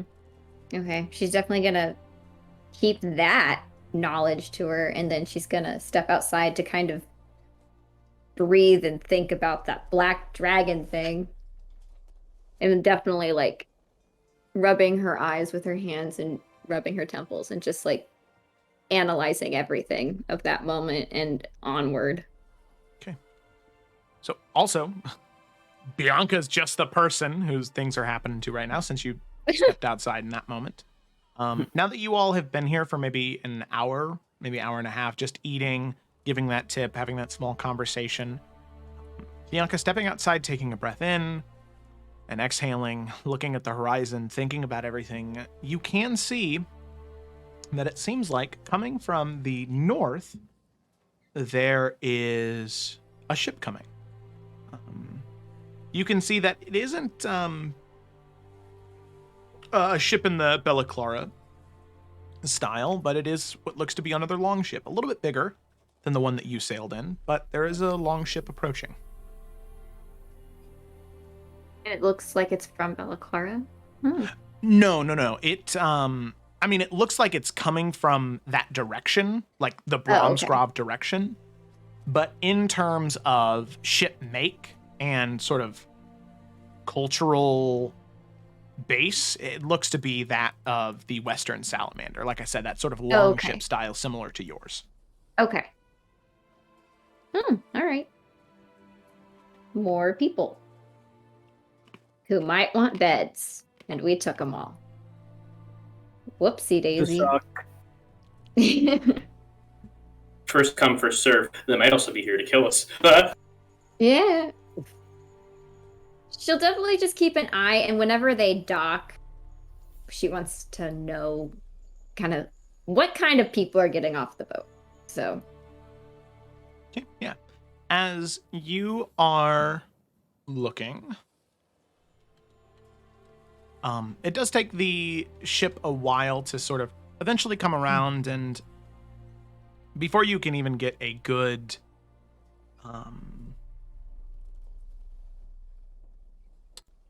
look at them, it takes about 15 minutes for them eventually to line up in the dock and to settle in. And what you see is a group of, and at least as far as your eye can tell, a group of people from the Western Salamander. All of them dressed similarly, with similar appearances to that of the people that you met in the Traveler's Respite. All of them tall, broad people with hair of auburn or blonde, sort of crystalline blue eyes, just picking up crates, stacking them off to the side. All of them, some men, some women, crew, all of them are just, the thing that strikes you as odd is they are all so remarkably normal, where any one of their faces you could just see in a crowd. And it just, even if they're standing by themselves, it just looks like a face in a crowd. It's the most bizarre thing. And for a moment, you have a hard time placing why that is until you see her. And you realize why all of those people looked so plain is because of the absolute striking beauty of the woman who was on the ship. Go ahead and do this, show you her art.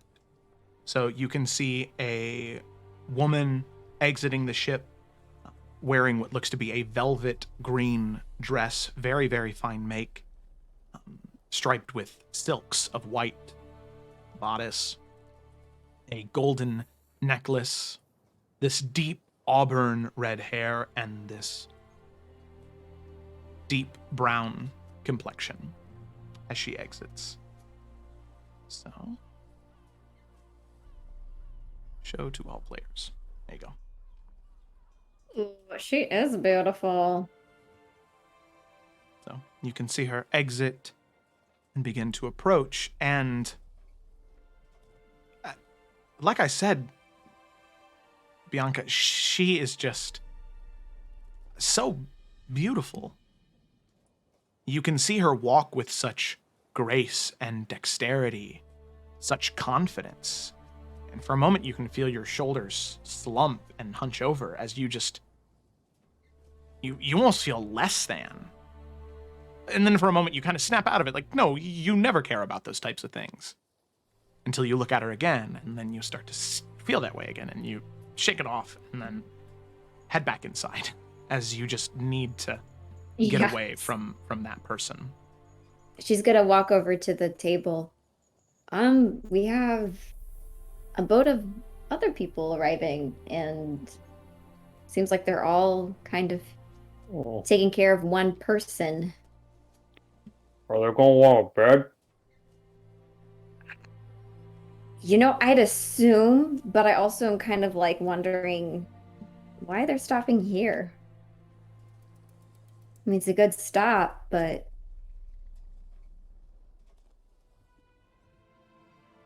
it's a lot of people, I guess, to stop here is what I was thinking, but I'm not sure what they're wanting.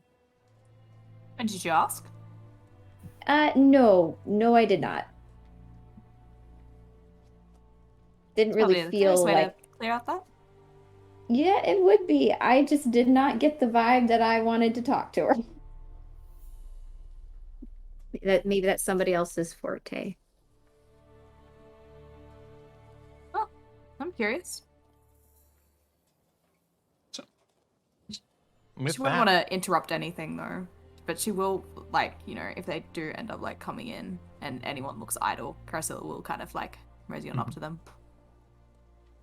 yeah, sure. So you make your way, just kind of keeping an eye out, waiting for somebody to come in, until eventually you do see the woman that Bianca described and her crew enter. You can see a crew about, let's see,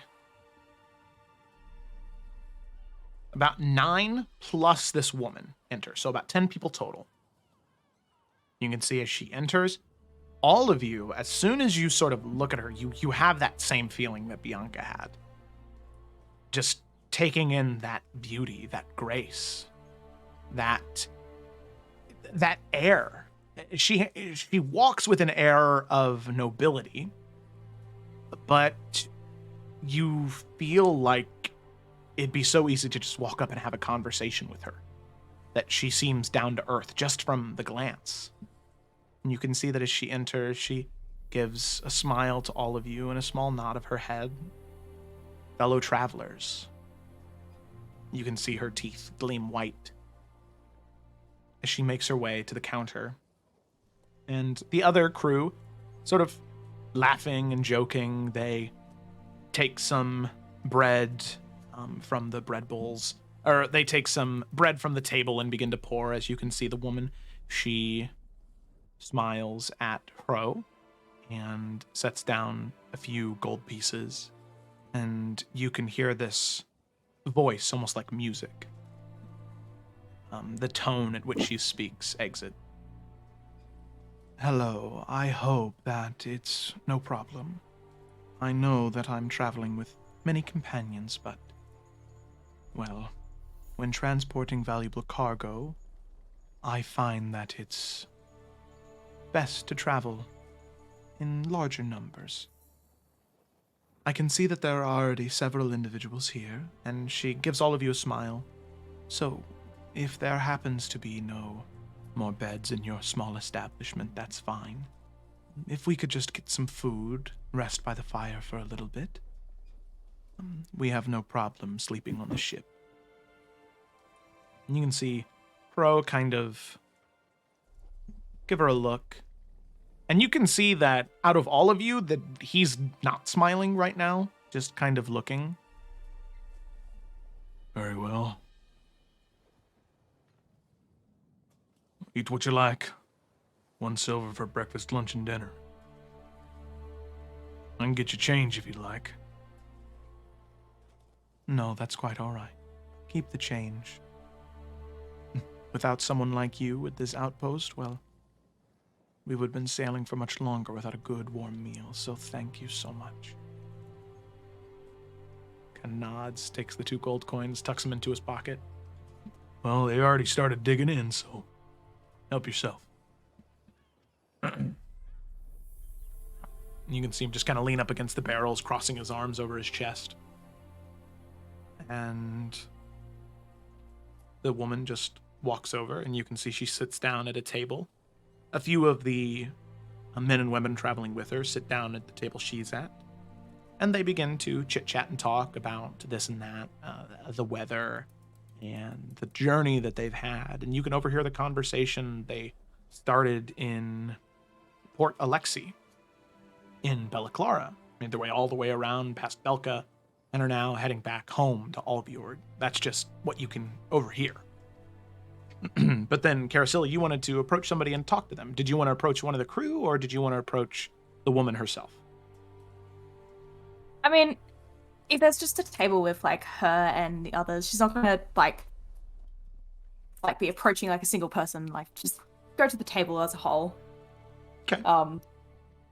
Just kind of like lightly like have her hands on the table, just like, you know, hopefully get their attention. Yeah, of course. And as soon as you approach, you can see the woman. She just looks at you and smiles and says, "Why, hello. It's wonderful to meet you. I didn't want to interrupt any conversations you might be having with your traveling companions. It's a pleasure to meet you. My name's Oriana." And she reaches out her hand, to shake yours. Sure, shake it. Okay. Hand is smooth as silk. And after withdrawing, there's just this scent of perfume. Lavender. Obviously, a woman who cares greatly about her appearance. It's lovely to see that we get to spend time here with more company. Of course. Carasilla. Carasilla. It's wonderful to meet you, Carasilla. You know, I agree. There's nothing more boring than an inn with only you and your traveling companions. I think inns and taverns are the most exciting and interesting places in any given city or town, or, I guess in this aspect, archipelago. Can't help but agree. I mean, what brings you, well, I guess, to this side of Salamander? Oh, well, we're actually headed home. Me and my crew here, at least companions traveling with me. We're headed back to Albjord, our home. You see, we had left many months ago, searching for aid in a... Well, I hate to bore you with a war story, but as I'm Please, sure... I'm all for stories.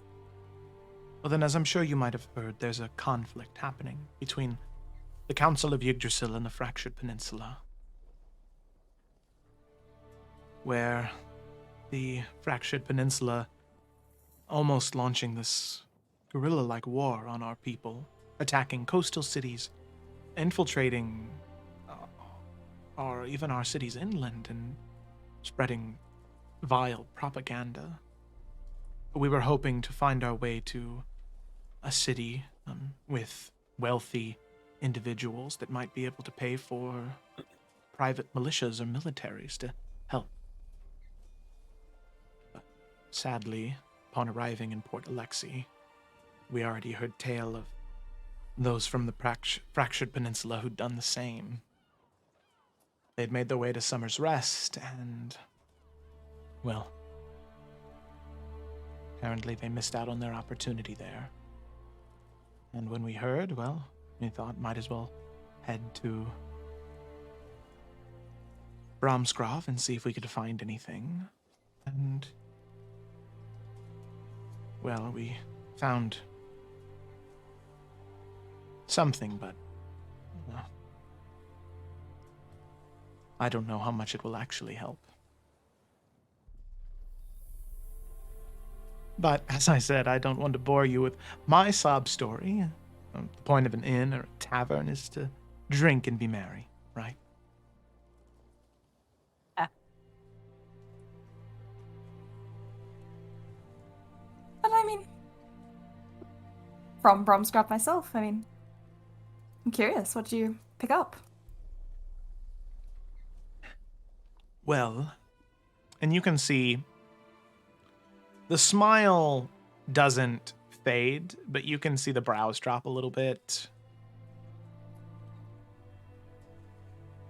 For the most part, I'm very happy with being open and honest about why I'm here. But you see that one thing.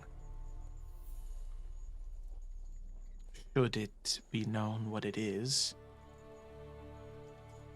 well, should the wrong person hear, it could cause quite a bit of trouble for me and my companions. As I'm sure you and yours, there's probably something in your possession that if someone found out about, you might get in a lot of trouble as well.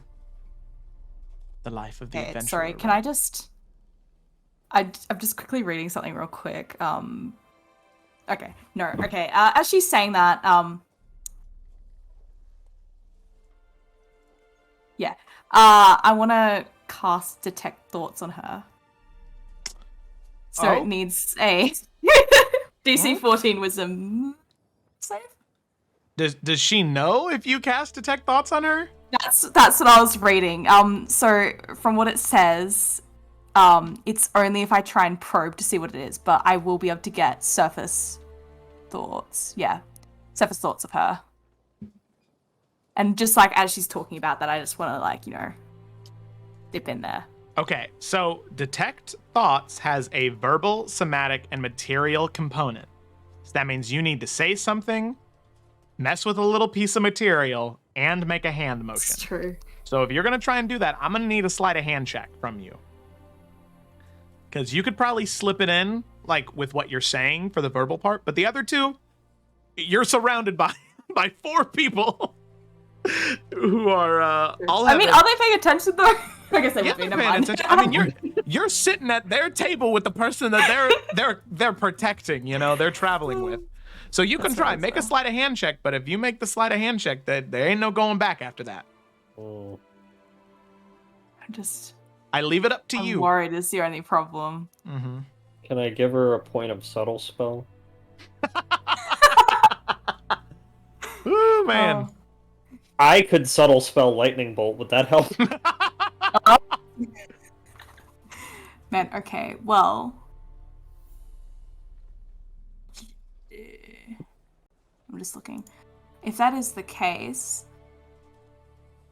we'll go for it.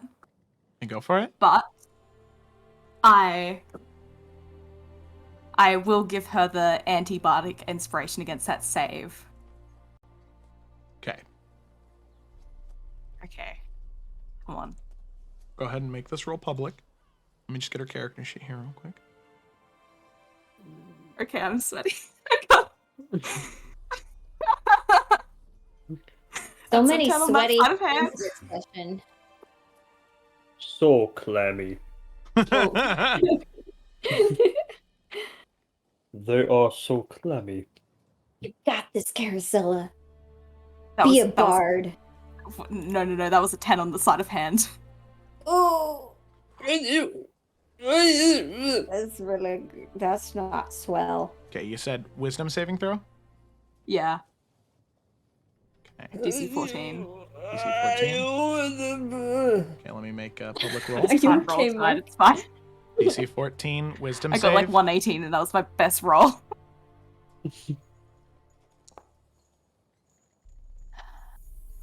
You guys ready for a bar fight? Hell yeah, I am. 25, and then your so negative bardic inspiration. Oh, but your negative bardic inspiration is only like a what? Minus D8. It's a D8. So yeah.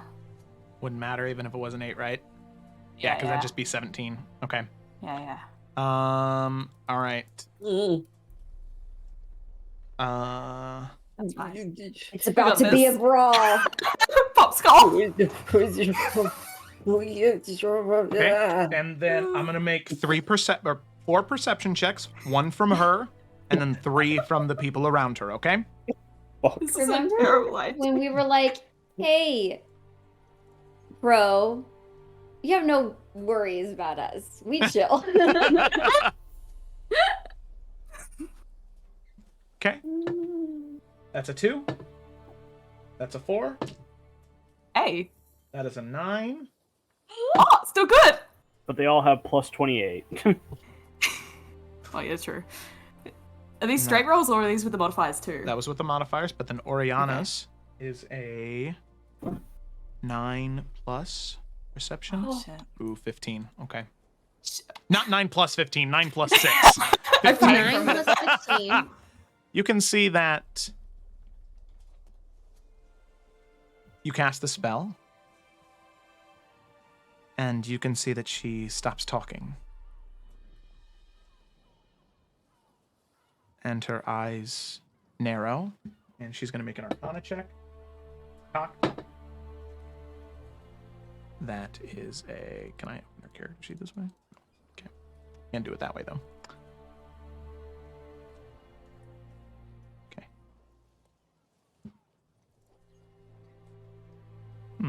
And you can just hear her think. Now, what's this all about? Have something you're too afraid to ask me out loud?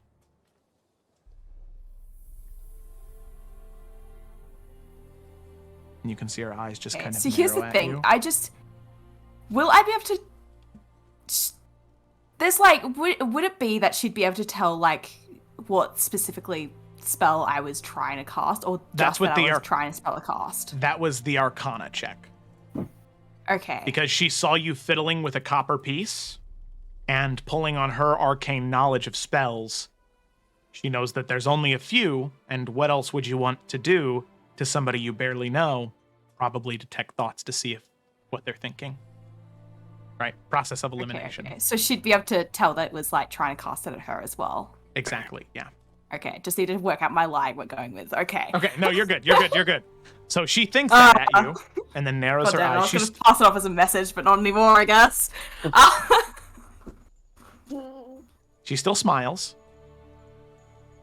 The crew doesn't know. They're oblivious.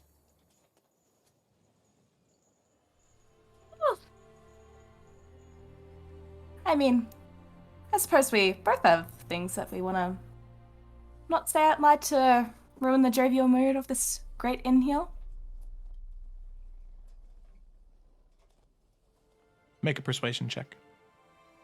Which this is fucky because of you. That's your thing as a College of Eloquence bard is so weird. 21. 21. Okay.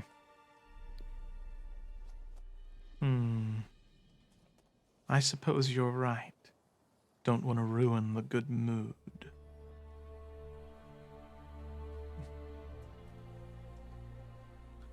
Well, I suppose I should get back to my conversations about the weather and our journey. And I'm sure you and your companions have things you'd like to talk about as well. It was a pleasure meeting you, Carasilla. And I hope that our paths cross again.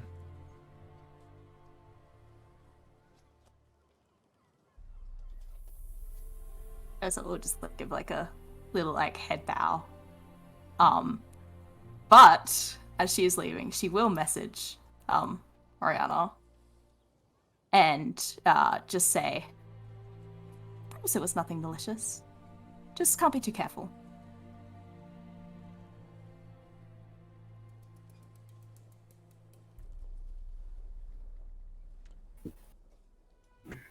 She doesn't message you back?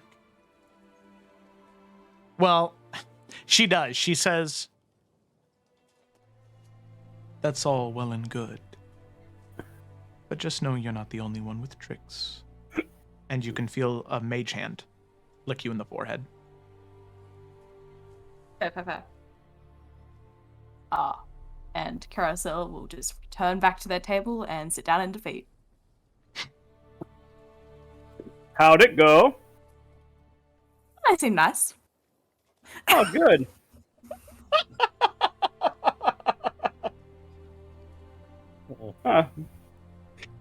One less thing to worry about. That's nice.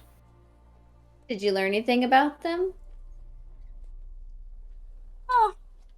And she will just like look back at the table just in case, like, there's any focus that's, be directed towards them.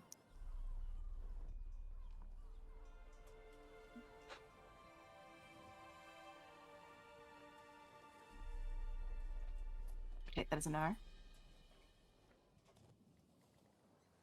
Sorry. Wait, was that a question for me? I'm sorry. I was. Yes. Yeah, I'm sorry. I was looking at like, something else. No, you're good.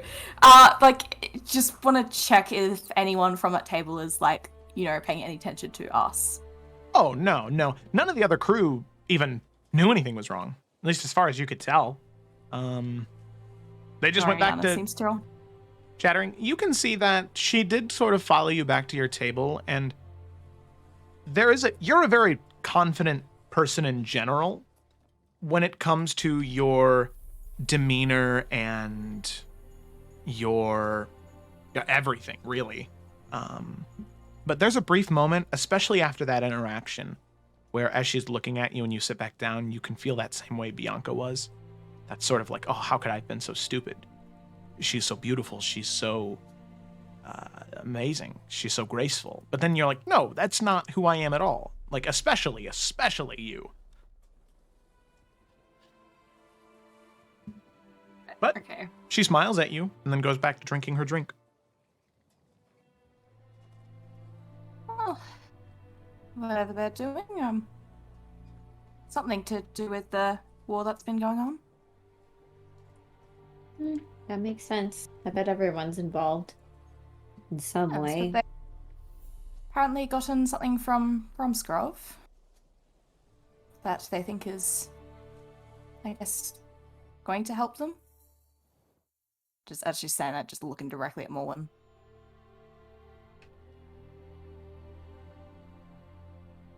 Hmm.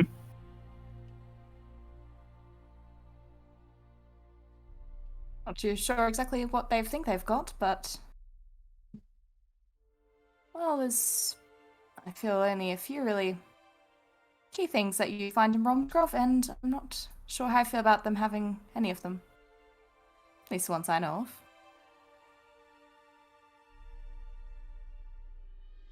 Are you suggesting we start something here? I don't think that'd be the best decision, but maybe just to keep a little bit of guard up. I think I might have. Well, she seemed kind enough, but worrisome questioning might have been seen in the wrong way by her.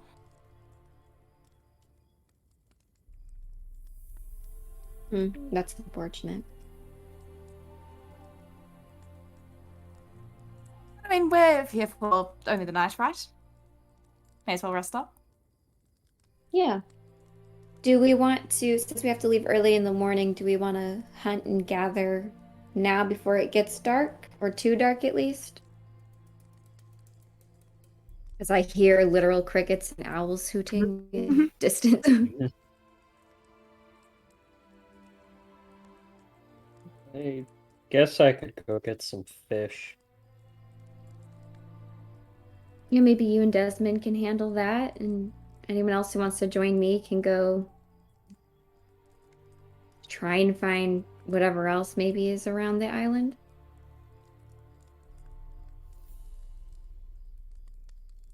Yeah. I'm happy to go wherever. Okay. All right. All right. And this is easy enough where all of you are at a level now where hunting, you're skilled enough with bow and arrow, you're skilled enough with your spells. It's good to go. Now, those of you who, is anybody using spells to, like spell slots or spell points to do any hunting or anything like that? No? I think I'll just shock and grasp, you know? Okay. And Keothi will go with Cecily to do that thing that she was talking about, getting the fish under the riverbed. Fish genocide. Okay. I'm not gonna kill them all. It's not that powerful. So we'll say that you get enough rations that you can prepare here for another 7 days, and you can easily buy water from Pro. Worst comes to worst.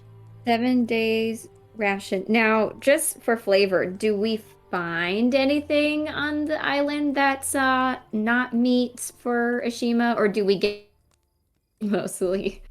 Oh no, yeah, you can easily find some seaweed too, to use for him. Even some winter berries, unique to the islands here. Beautiful. Way to go, team. So yeah. Okay, gotta get some nuts too. You gotta get them proteins. Yeah, exactly. Cecily is concerned about Oshima's protein intake. No, well, I need dexterity intake. Ah, you're right. Yeah. Well, because he's a dex fighter, all of his stuff comes from soy. Soy protein.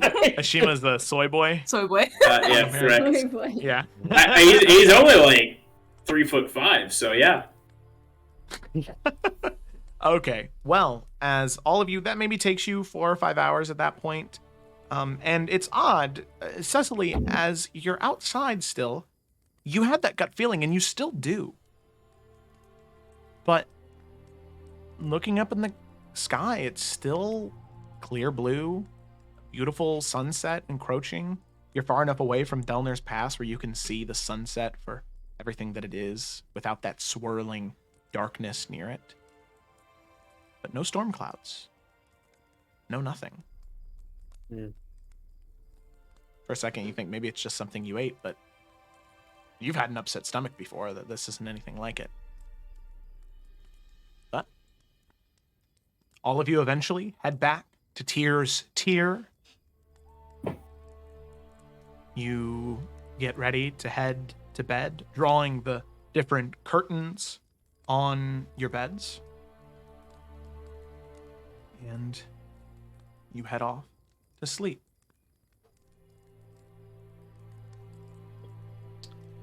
And actually, one last thing.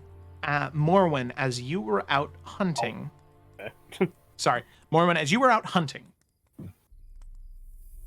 it was odd. You did see several patches of red daisies out where you were at hunting. But the rest of you head back. You prepare to settle in for the night. And as you find sleep,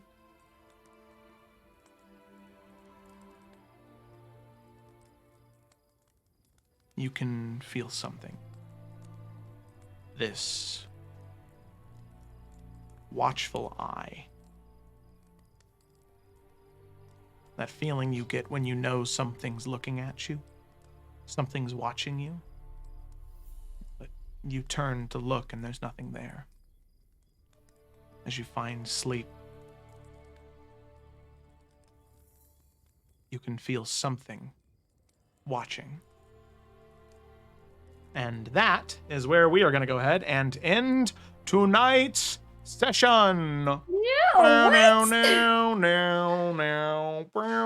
You just have to leave on being watched. Man. Apparently by dinosaurs. Exactly. Oh, man. Well, thank you all so much for watching. I hope that you enjoyed tonight's session. I know that I did. Tune in on Friday for the Explorers of Afera, on Saturday for the Isles of Iverion. Probably not next Tuesday for the Salamander Coast because Mark will not be here, and Cecily, Cecily had an upset stomach, so we'll need to make sure we RP that out. So yeah, that's really important that I'm here for the next session. Exactly. It Very. So thank you for watching. I hope that you had a good one, and I suppose then I will see you on Friday. Everybody. All right, y'all. I'm gonna